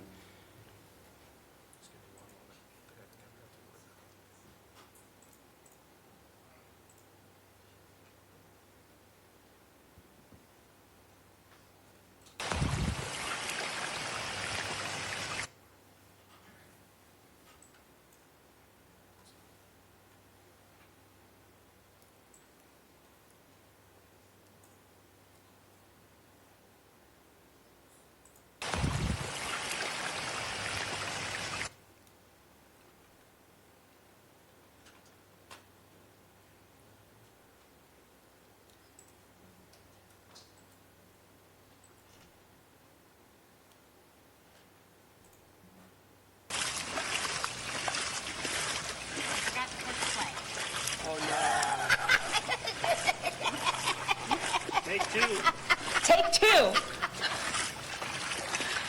Oh. My daughter, because she dances, she's like, Mom, you're a mom video. You play where you get the ground. so this is on Wisteria, which is directly adjacent to the area that the retention pond is. Oh, there's a buck.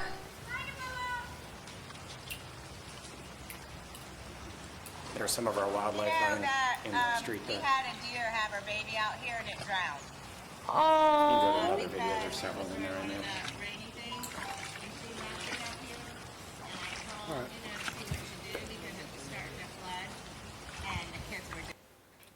Yeah, I think we get the idea on that one. Yeah, please and Yeah. thank you. Take strong consideration. Appreciate it. Let me see. Nope, this one I'll just pass around. Let me see if there's any more real quick here.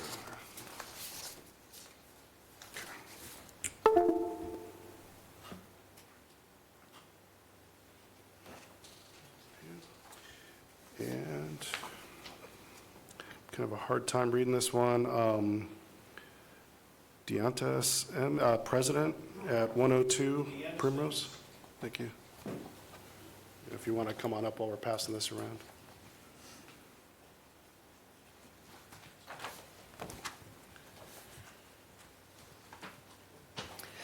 My name is Deanna Sims. I'm at 102 Primrose Drive. I live in the Live Oak Village, which is supposedly got the mailing. I'm the president of the association there, and I'm yielding all of my time to Asher Wildman. Hello again. I just wanted to include something else that I didn't get in the other previous time. Back when they did their previous expansion, it was also noted with the county, there were two things they were going to do. Number one, we will engineer and design the stormwater system in a way that does not discharge water onto the adjacent Springs development. That, again, from their engineer of the project in 2018, 2017. Number two, the proposed retention area is designed to retain stormwater runoff prior to discharging minimal amounts to the north away from the Springs neighborhood. Again, history has repeated itself. They're giving the water. Now, just to understand, the best analogy I can give, Willow Run is essentially a deli counter. It's waiting its turn to get to the Little Wekiva River. The more up you are, the more backed up it gets. And the more people are sending to you just makes it overdrive of how much water should get into it. Again, I understand when the community was built, they built it to the plans they were supposed to. The amount of things we've done between dredging Willow Run, taking care of the vegetation that grows in Willow Run, these are all our expenses as a private HOA we have to get the bill for. We don't get money from Village on the Green, we don't get it from the county, and we don't get it from Sable. Willow Run essentially is at the mercy of the county to make sure that this water, the amount of water, gets to the river in a timely manner that doesn't flood people's homes, and more that's not supposed to be there continues to get into Willow Run. And that is kind of what I just hope everybody here understands tonight, is that the water has to have a place to go, and it has to get there the right way. And also, it's been noted numerous times, and I have had disagreements with the county on this, it sounds like, their water is not supposed to come into our community, and yet they've been doing it for years. Thank you. All right, next up, Miller, 152.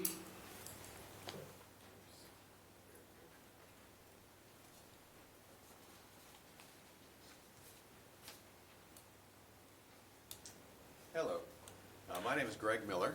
I live at 152 Wisteria Drive in the Springs, and I'm just here to underscore the concern about drainage and flooding. I mean, my lot basically backs up to Village on the Green, and the Willow Run runs through my backyard.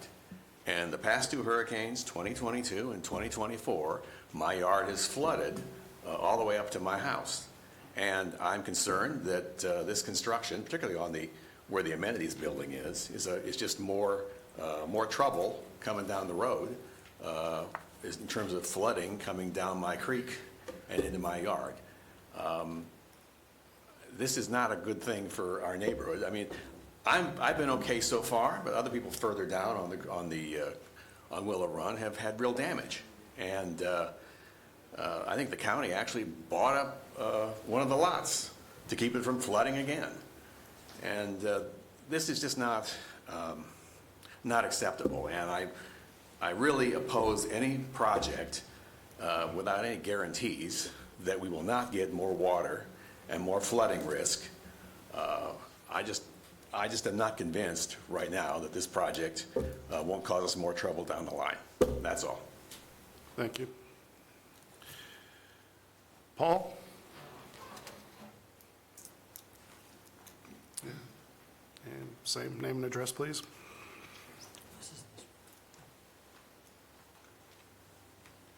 Paul Reclitus, 123 Wisteria Drive.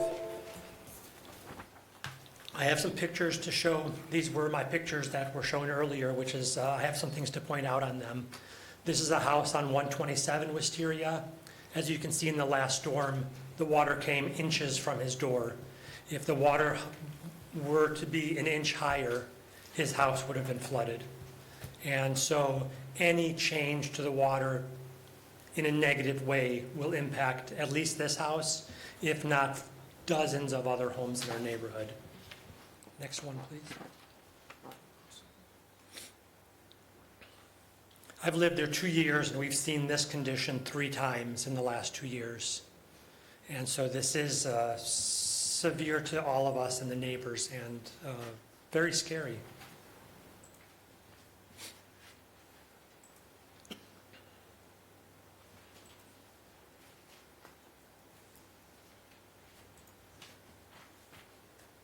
Next one, please. So this one, you can see the electrical outlet box. All the electrical outlet boxes were covered with water. Can't imagine the electrical danger that could cause. Now this one is the bridge that goes next to 112A Wisteria. And you can see 2 cars had actually stalled in the water. It looks like it's, just a couple inches. But if you look at the handrails on the bridge, there was actually 18 inches deep at the bridge. This is a considerable amount of water coming directly from Sable Point and comes through our neighborhood. Next picture, please. Thanks. And this is my beautiful wife. I just threw her in because she's cute. And if you'll notice, she's ankle deep. The water was coming down Wisteria like a river down the street. One more picture, please. Oh, is that it? And this one, this is in front of my house at 123 Wisteria.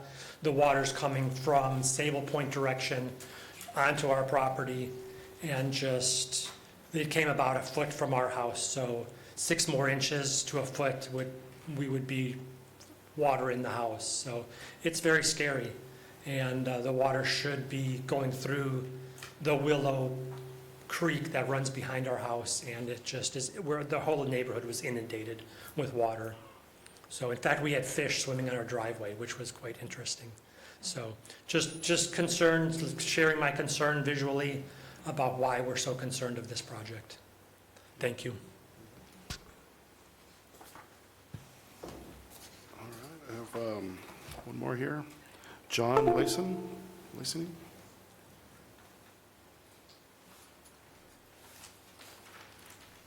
Yeah, name and address, please. Sure. It's John Lasine. Okay, I live at 2082 Biltmore Point, but I'm a unit owner in Fairway Villas, Unit 116 Fairway Villas. I also serve with Edna on the board. I'm treasurer for Fairway Villas Condominium Association. I'm really just reinforcing what you, the board of the commission, have heard this evening with regard to the water mitigation issues. It's been an ongoing challenge through the years, as has been well documented. The other part that I can't emphasize enough is the quality of life aspect, aside from the risk that the lack of adequate water mitigation creates for all the residents in the Springs, not just Fairway Villas,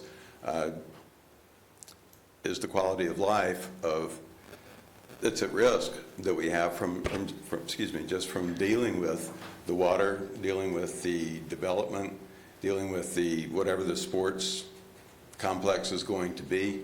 It's very difficult to expose our community to that just that loss of the quality of life.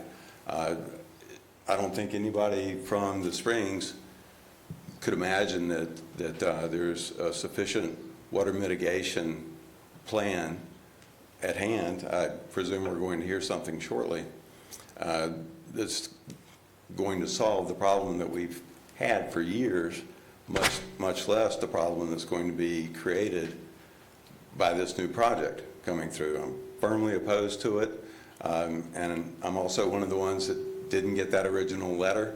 I find it somewhat ironic that something was mailed in to over 200 residences or addresses, and no one's been able to come forward and say they got that letter until what Asher pointed out was just a couple of days ago. So I appreciate your consideration. I hope you take the thoughts and well wishes. We're willing to be good neighbors, but we've got problems that need to be fixed before we can go forward. And from everything that I'm seeing, it looks like we're looking at just adding more problems to it with this proposal. Thank you very much. Thank you. All right. So did I miss anybody? There was a lot of comment cards. Was there any additional ones? Did you fill out a form?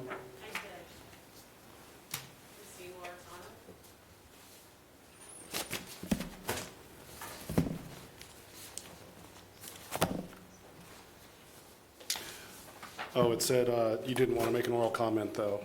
Oh, I apologize. Did you want to make a, no? Yes? No, it's okay. Okay, all right. Yeah, that's the one I passed around so everybody could read. No, that's fine. All right, seeing no others, I will close public comment. I think we're going to need probably the applicant to come up. Yeah. Good evening again. For the record, McGregor Love. You know, I think the concerns you heard tonight are all very, very legitimate concerns. Clearly, there's a problem in this area with flooding being kind of the most dire concern. There was also concerns related to traffic, the character of the community, the environment. All of these are perfectly legitimate concerns.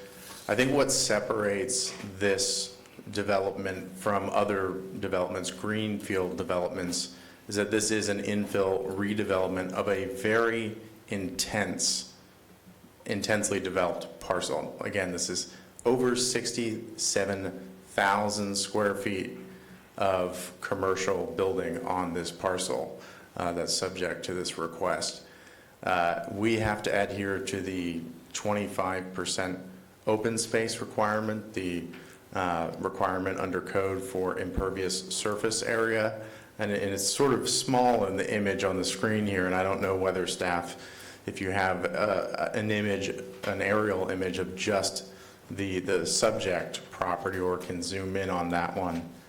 But you could never, and this is the proposed concept plan, you could never develop the subject parcel the way that they developed it in 1983, because there's far, far too much impervious surface area. And Mr. Renda, Anthony Renda, mentioned something during his discussion, that it should be incumbent upon developers to actually improve the drainage issue that they're experiencing.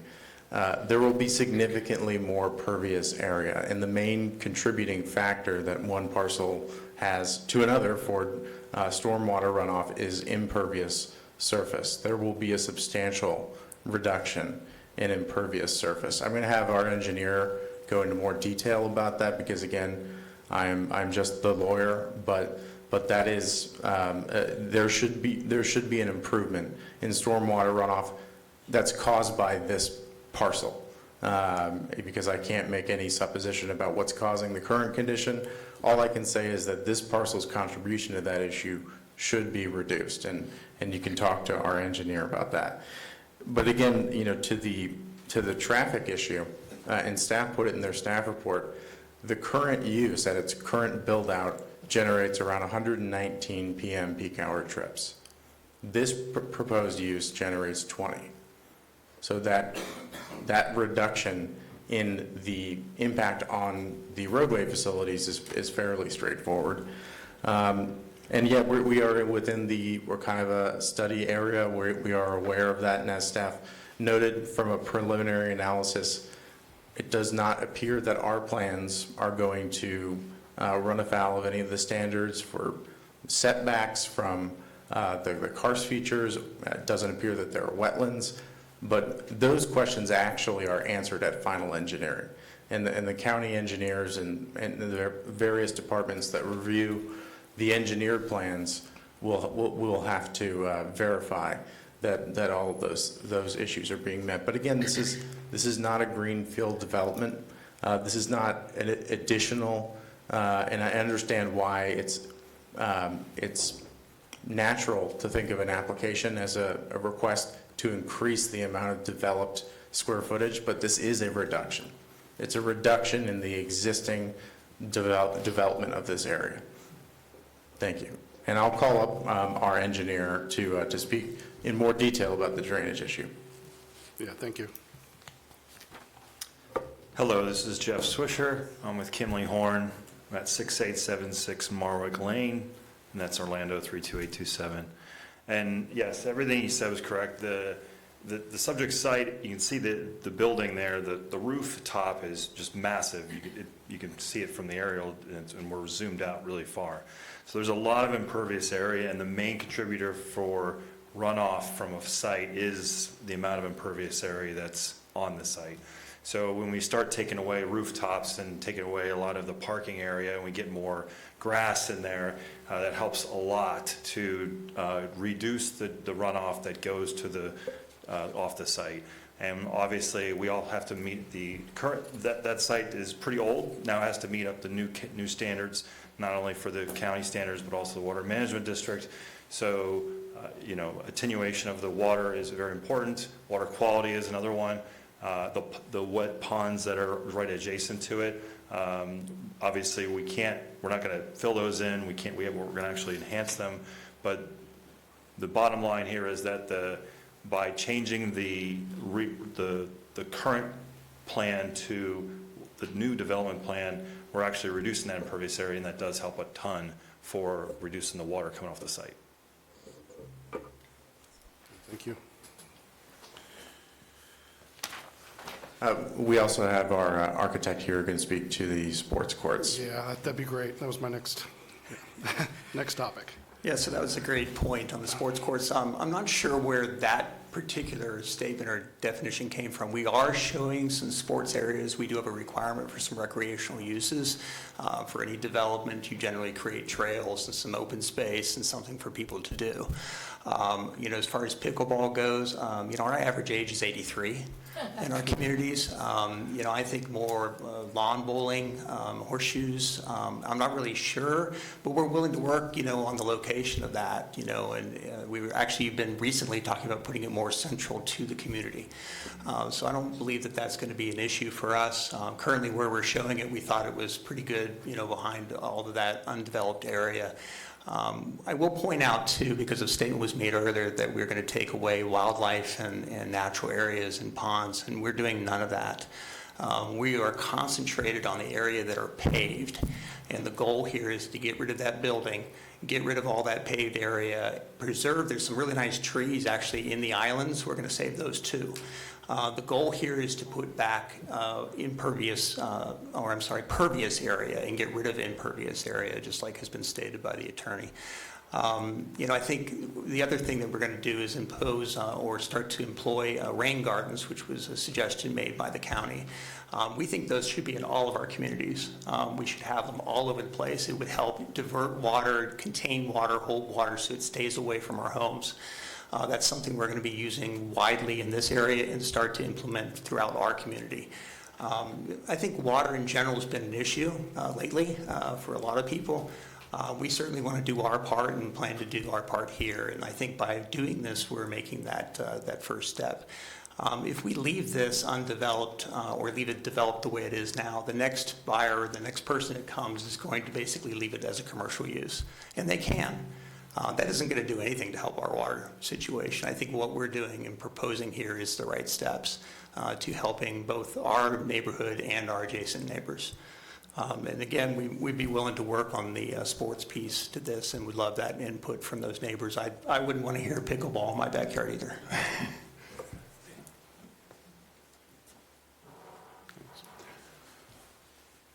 If you have any other questions, we are available. Yeah, open it up to the board for questions. Any discussion? I think Okay. they lowered the air Motion? conditioning temperature. Yes, For discussion. Board Chair.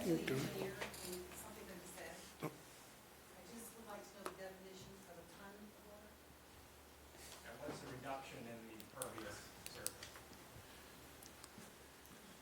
So at this point, obviously, when we get into design, we'll be going through and working with the county on quantifying and doing all the analysis for exactly how much water we're actually reducing. But with the impervious area, with it reducing, you will have water reduction that goes to those ponds. And we also have to meet the current criteria with the water management districts as well as the county to make sure that we're not making the flooding any worse. Like we have, that's what we have to do. So all that's going to be done during engineering and during, as we get in that point. There's no current estimate that we go from however many acres of pavement to less. You don't know that it's 5% reduction or 40%? And I'll go out and answer that, sir. And the answer is no. And it's not typical at this stage to have exact impervious surface ratio or area calculations. Staff did note in their report that it will be a substantial reduction. And I actually don't have this information offhand, and perhaps I could put the development director on the spot here and see if what the current maximum ISR is for this subject property. That would provide the public with some information regarding the maximum impervious surface area that we could have on this property. But it will be a reduction, a substantial reduction, and you can just plainly see that from the amount of paved surface on the existing site. But I apologize. I'm sorry, we're going to have to stop the yelling from the audience, and I'll explain why. It's not on the record because you're not in front of the microphone, and we don't know who's yelling. I'll also point out that this is a recommendation hearing. It will go to the board. The applicant and staff is available. I'm assuming, Mr. Love, I'm speaking for you, but they're available to answer questions. So if you have specific questions that you want to put in an email, we can provide you with staff's email, and they can get answers for you. But we cannot allow yelling from the audience because it's not on the record, and everything we do here has to be on the record. So thank you for your understanding. Appreciate it. Thank you, Nasa. And I'll reiterate what you said, which is please do reach out to us and ask questions. We're happy to provide additional information. Thank you.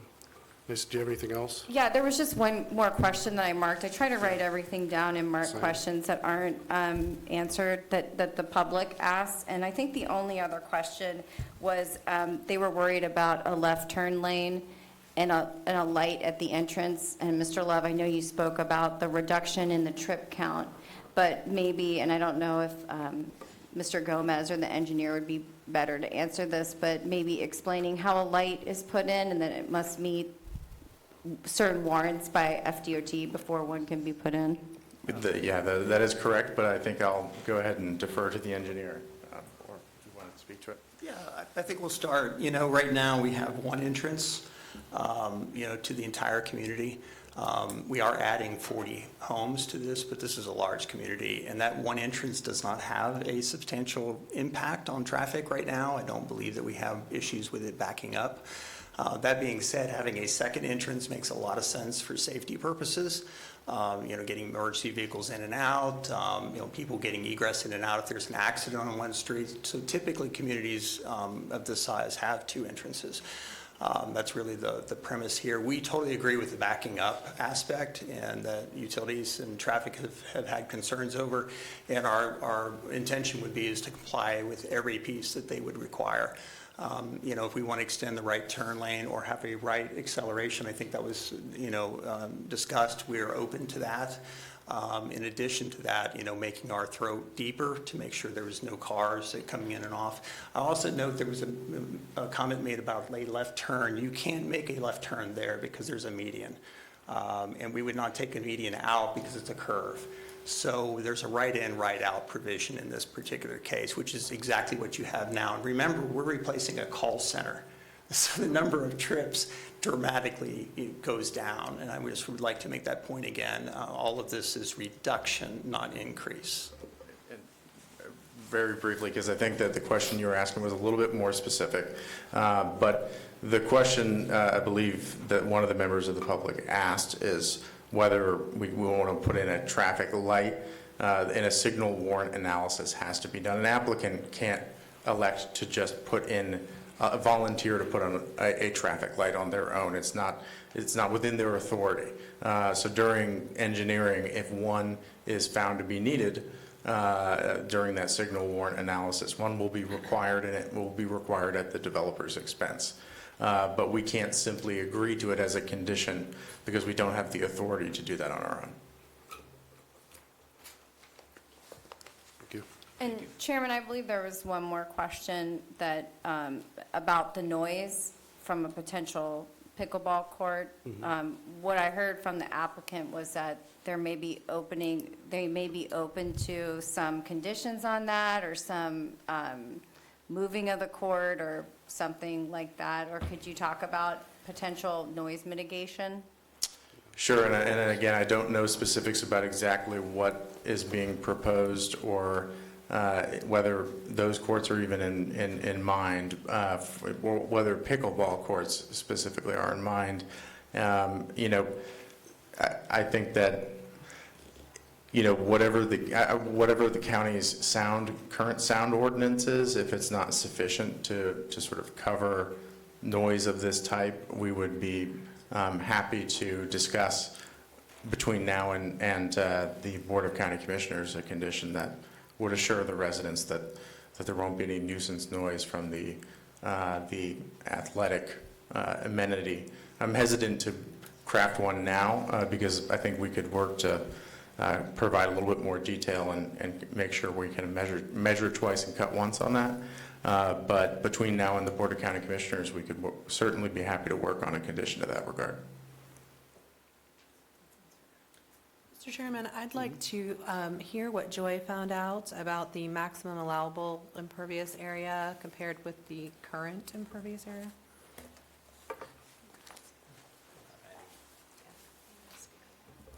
Hi, good evening, Annie Silloway, Principal Planner for the record.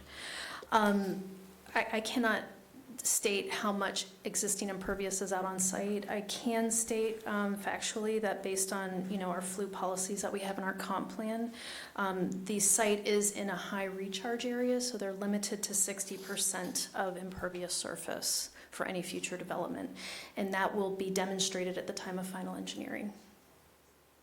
Right now, what they're going through is for entitlement purposes only, so it's for the rezone purpose. Thank you. Is there any other questions from staff? I have a question. If this is a recommendation or not, you'll tell me. I'm hesitant as to advise the commission, the Board of Commissioners, to do anything and move forward if the neighbors never received a letter for a meeting. I think many of these concerns can be addressed if we just step back a bit and they can address. And once we recommend I think the staff did a superb job. I'm sure the engineers and Kinley Horn have done a great job. However, there's serious concerns with the neighbors. So I think if this is all addressed, then the County Board of Commissioners will have a easier, project in their hands to evaluate and approve. That's just my thought. I think they should have that opportunity to have all their questions and concerns answered. So yeah, did we ever address, they said they didn't get notified on time? I can address that. Thank you. Jose Gomez, Development Services Director. So the community meeting requirement per our land development code is for a 1,000-foot radius from the property. The notices that were sent recently are courtesy notifications that go out to 1,500 feet. So that grabbed a lot more residents. So that's where the discrepancy is. But the notices for the community meeting were sent within 1,000 feet. And we do have record of that. That's in your packet. Gotcha. Okay, thank you. Okay. Nason, did you have something else? Well, yeah, I do. So, your job is to make a recommendation to the board.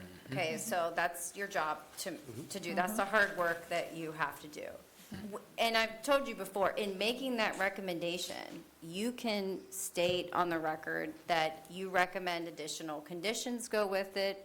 You recommend that the applicant, for example, reach out to the community again, maybe to the larger area, and be made available to answer questions and try to work some of these things out. You can add these things with your recommendation to the board. And what we always do when we present it to the board, we list what your recommendation was and then any comments or concerns or additional conditions that you wanted to put on. So that is an option for you. Another option could be to potentially table this until the next meeting to give them time to work out some of these differences. You can table the item. You would need to continue it to a date certain so that we have it on the record and don't have to go through the expense of renoticing.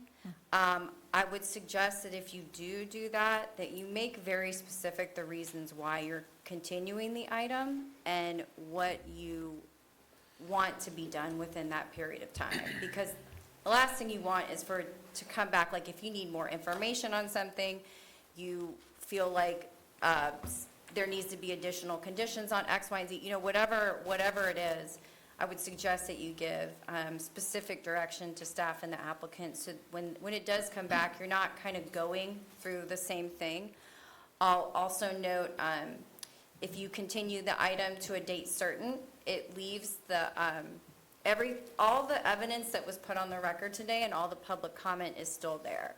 So when you got to that meeting, if there was any public comment on new items that came up, you could allow for that public comment.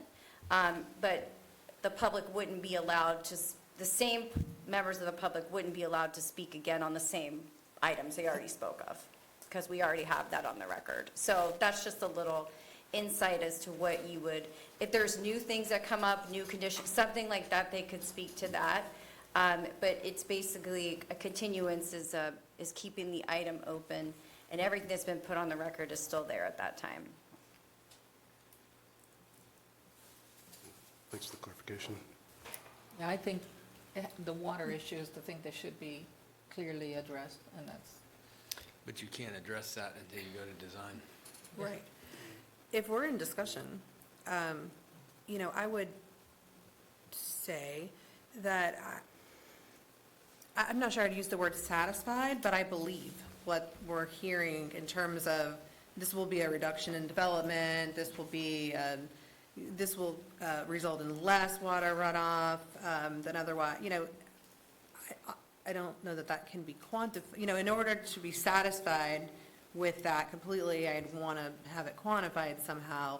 But I am somewhat in agreement that maybe what they're suggesting is an improvement to what's currently there.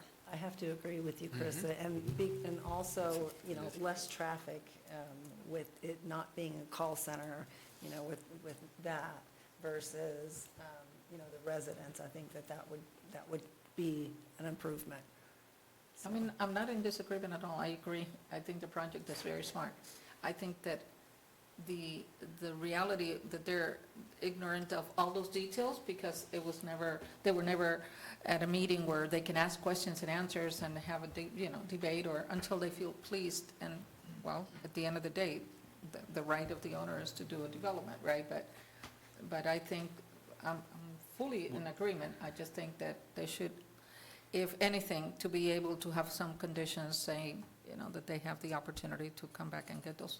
But how do you decide how to word the conditions? I mean, because we really don't know how to do that until it gets further through the process, right?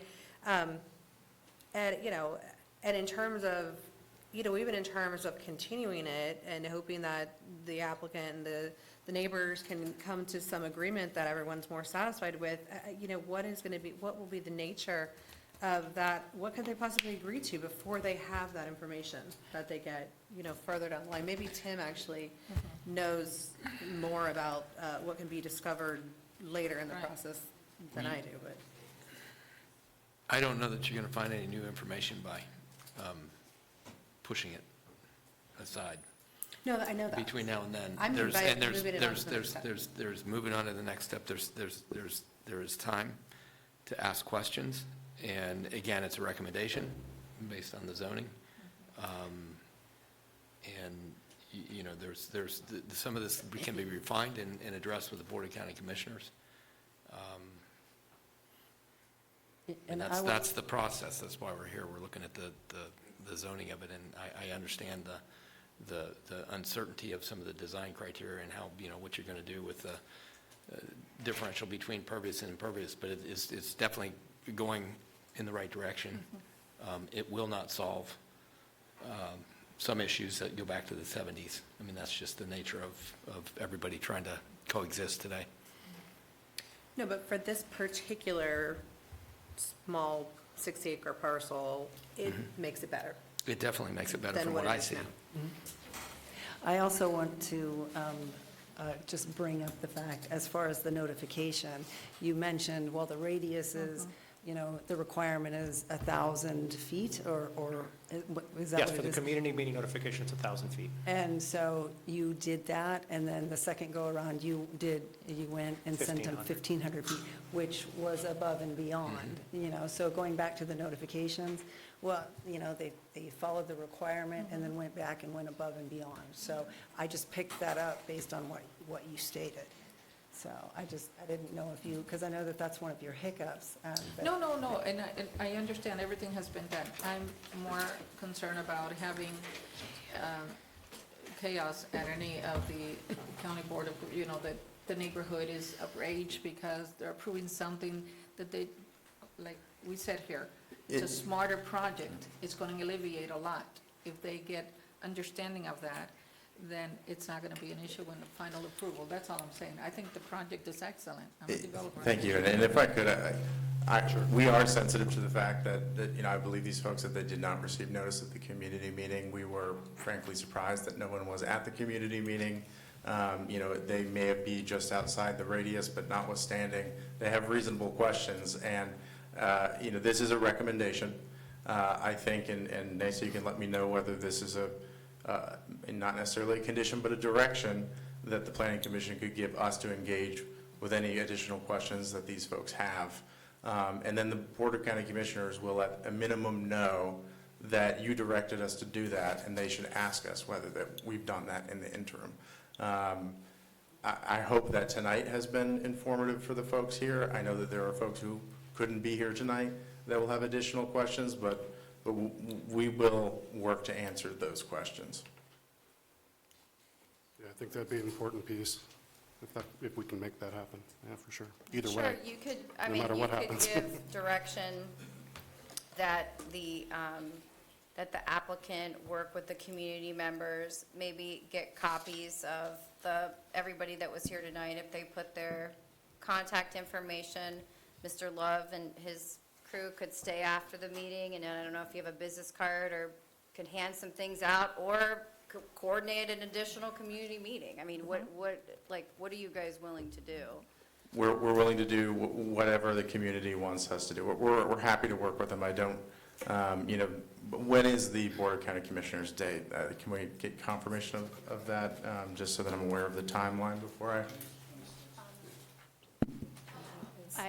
So the BCC meeting is scheduled for September 9th. Okay. You said September 9th? September 9th. Yeah, so we have over a month to engage. And so if the community informs us that they'd like us to host a Teams meeting, we'll host a Teams meeting.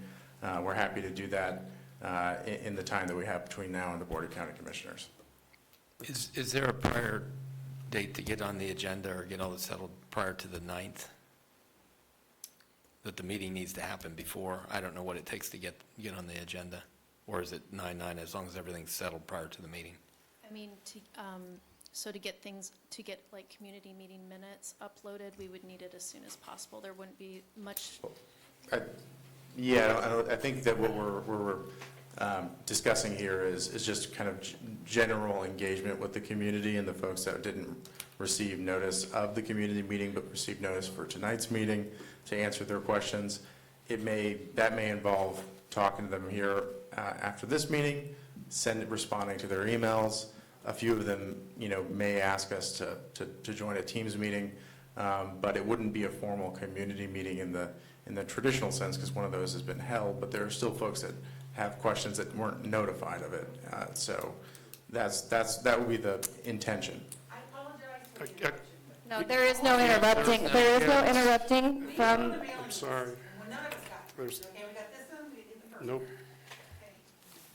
I'm sorry about that. Public comments are closed, so apologize. Yeah, if you can be available for, I guess, answer people's questions, that'd be important. I think specifically what the directive would include as well would be to try to get some clarification amongst your own team and with the community with regard to what the sports courts really look like. Because it sounds like there's been some recent discussion, very recent discussion amongst your team that things might be changing and that might be a moot point, with them. Absolutely. And I actually do like the fact if you're willing to stay after and answer any questions. I really like, being able to have that as part of one of maybe the suggestions as well. And then having any of these, of y'all's questions answered via email, I think that would be. We'll commit to that. Yeah. And then I actually do think, look, we've got, some time, 5 weeks until the next meeting or so, not quite. But I think if you can set up a Teams meeting, say, within the next 2 weeks, that gives them, look, you have the opportunity to answer questions now, you can communicate via email, and then you can set up a Teams meeting. So I think that that gives everybody a fair chance to be able to have their questions answered before the Board of Commissions meeting. I don't know that we have to include, any of these types of suggestions necessarily, though, and I'm kind of thinking through this, so it's for discussion. I'm not sure we need to include any types of those directives in our motion, though, because, if they don't happen, and they don't happen to the community's satisfaction, they're going to be with much more notice, probably not even a lot angrier than they are now in front of the county commission. Right. At that meeting, specifically saying, look at the record. Watch the video of the meeting. They were supposed to cooperate, communicate, and they didn't, right? So I don't know that we have to nail them down to a Teams meeting on such and such a date or within this time. I think that, not either they naturally want to cooperate, or they don't, and if they don't, it comes out in front of the BCC. I think you're right in that the general direction could be that the applicant engages in community outreach with the residents to try to work on some of their concerns. And that's probably the extent of it. And then when they get to the board meeting, Mr. Love can relay that we got this direction from the Planning and Zoning Board. Here's all the steps we took to do it. And I think that's will satisfy what you're talking about here that goes on. Agreed. So, Nasa, I don't think it was you, but Yes. somebody substituting for you one night made me read motions 8 times. Maybe you have to read 1 and 2. Read them both. So, the next question that all of us are going to ask is, where would you want that type of directive to be? Okay, In motion 1 or motion 2? Okay, so motion 1 is for the comprehensive plan. And the comprehensive plan is a legislative action, not a quasi-judicial action. So I would suggest that motion 1 just be read as is, if that's your intent. And then I would say, and after you read motion 2, and then we vote on motion 1.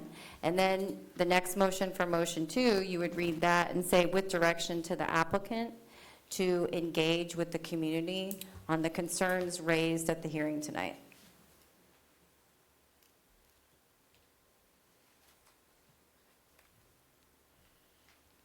You'll have to read each once. Not according to her. You got it right the second time. I think I had it right a few of the times, actually. So, yes, we've had discussion. Is there more discussion? Do I get a motion?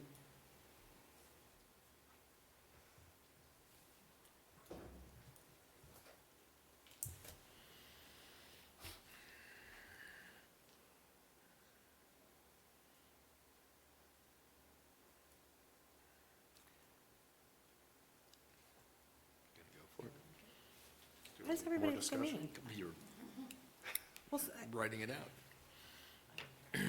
so that, because my memory is shot, if I don't have it written down. I'll make a motion. Go ahead. I'll make a motion that the Board of County Commissioners, I would recommend the Board of County Commissioners adopt the proposed small-scale future land use map amendment and concurrent rezone as per the following 2 motions.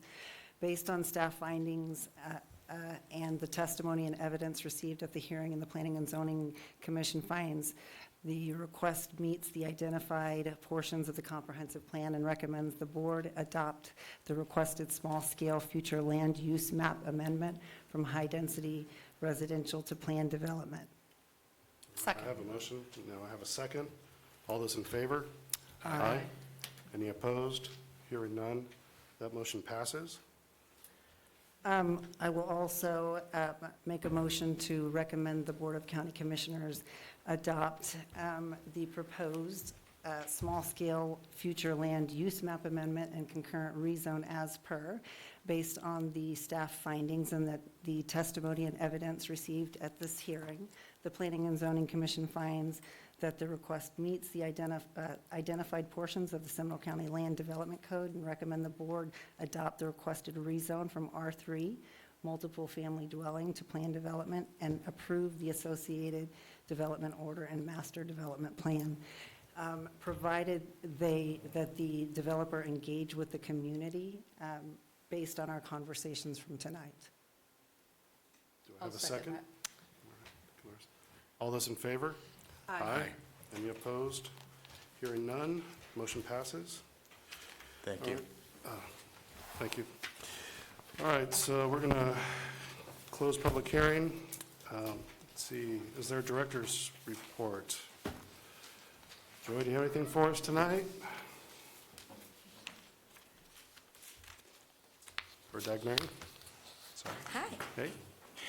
Good evening, Dagmary Segar, Deputy Development Services Director. Just want to give you some updates on the end of the session of the legislative this year. The session ended at the end of May, and we have a few Senate bills that just want to bring up to your attention, which would affect our land development code and amendments to our comprehensive plan in the future. We have Senate Bill 180, which is it preempts municipalities to implement any moratoriums or changes to the land development code after an emergency or such as a hurricane. So this will affect our land LDC amendments that we were currently working, such as the rural enclaves. So right now, we are working with, we're working on it, and we will continue to work towards the sessions evaluating the impacts of that bill. And a presentation right now is scheduled to go in front of the Board of County Commissioners on September 9. So those amendments are being put on pause until we're working with the county attorneys as well to see how we're going to move forward on those amendments. Also, there were some changes to the Live Local Act, Senate Bill 1730. It just refines it with some definitions about what PUDs are, commercial, mixed use, industrial, and also defines where those Live Local projects can and cannot be located. One of the important additions that happened in this bill was the addition of the Wekiva study area to prohibit Live Local projects in this area. Also, it allows for the development of Live Locals on religious institutions. So if a church owns a big parcel and they wish to partner with a developer and build a Live Local project, now they will be able to do so. Under some criteria, of course. There's also Senate Bill 1080, which enforces some deadlines and penalties if the county doesn't meet them in regards to development approvals. The Senate Bill 784, which is our plating, it pretty much mandates the municipality to be administratively approved without public hearings. We are currently working on a process to implement that approval. Well, we're going to bring that before the board. Yeah, and that's, I was going to. And Yeah, would it's those not, would those come to us? yeah, so let me just back up. As it pertains to Senate Bill 180, I don't know if you guys have heard about it, you probably have, it's been a lot on the news, but what the legislature did was say, anyone in the state within 100 miles of these named storms, which is the entire state, is prohibited from adopting comprehensive plan amendments or land development code regulations that are more restrictive or burdensome. There's no definition for restrictive or burdensome, and that prohibition is in effect currently until 2027. So we are going over all of our planned land development code amendments and the rural enclave we were doing this rural enclave study, which is now not going to move forward at this time. We have the study completed, but we are going through the land development code amendments we've been working on to make sure that we're not potentially violating this ambiguous terminology. So that we're doing the best we can on that. As it pertains to the changes to the plating statute, that does require administrative approval, but the section of the statute that allows for the county to have its own process for plats was not changed. So our plating process requires plats to go to the Board of County Commissioners. So the option for them to be approved administratively would be presented to the Board of County Commissioners, and if they agree and want to remove the requirement that plats go to the Board of County Commissioners, they will make the decision they will direct staff as to how they want the amendments prepared as it pertains to that specifically. There's other changes that we've had to implement in that statute and also in our land development code changes that we're working on. That's where we would do it as it pertains to plating, because we have a couple other changes that we want to make, just like clarifications on what's required, what we require now, but put it in the code. So I think that was it. Yeah. Sorry, I didn't mean to No, that's jump in fine. there, Dagmary, but. No, that's fine. And then also there is Senate Bill 954 about certified recovery residents, which now they will be allowed on multifamily zones. And as Nisa mentioned, there's some of those bills that will require amendments to our land development code or comprehensive plan, and those will be moving forward as we work through them, as Nisa said. Just a quick update about what's going on with the school capital improvement plan and the adding of the micro transit to the transportation element and the CIP element. Currently, these are scheduled to go in front of this board next month on September the 3rd, and in front of the Board of County Commissioners on September 23rd for transmittal. And that, if I could just jump in, that capital improvement element change required is because we've had this interlocal agreement that was never signed by all cities, and it just got signed by the last remaining city, a number of months ago. So when it was fully executed, that put into effect all these things for us to do, and one of them is to make amendments to the comprehensive plan, and the deadline for that's, I think, October 28th. So we were waiting for the school district to provide us with their capital improvement element, and now that we have it, we can move forward with those amendments that are required pursuant to the interlocal agreement. Yeah, and that's it. That's all I have to report. If you have any questions, I'll be happy to answer. Any questions from the board? Any other discussions? All right, well, meeting adjourned. Thank you.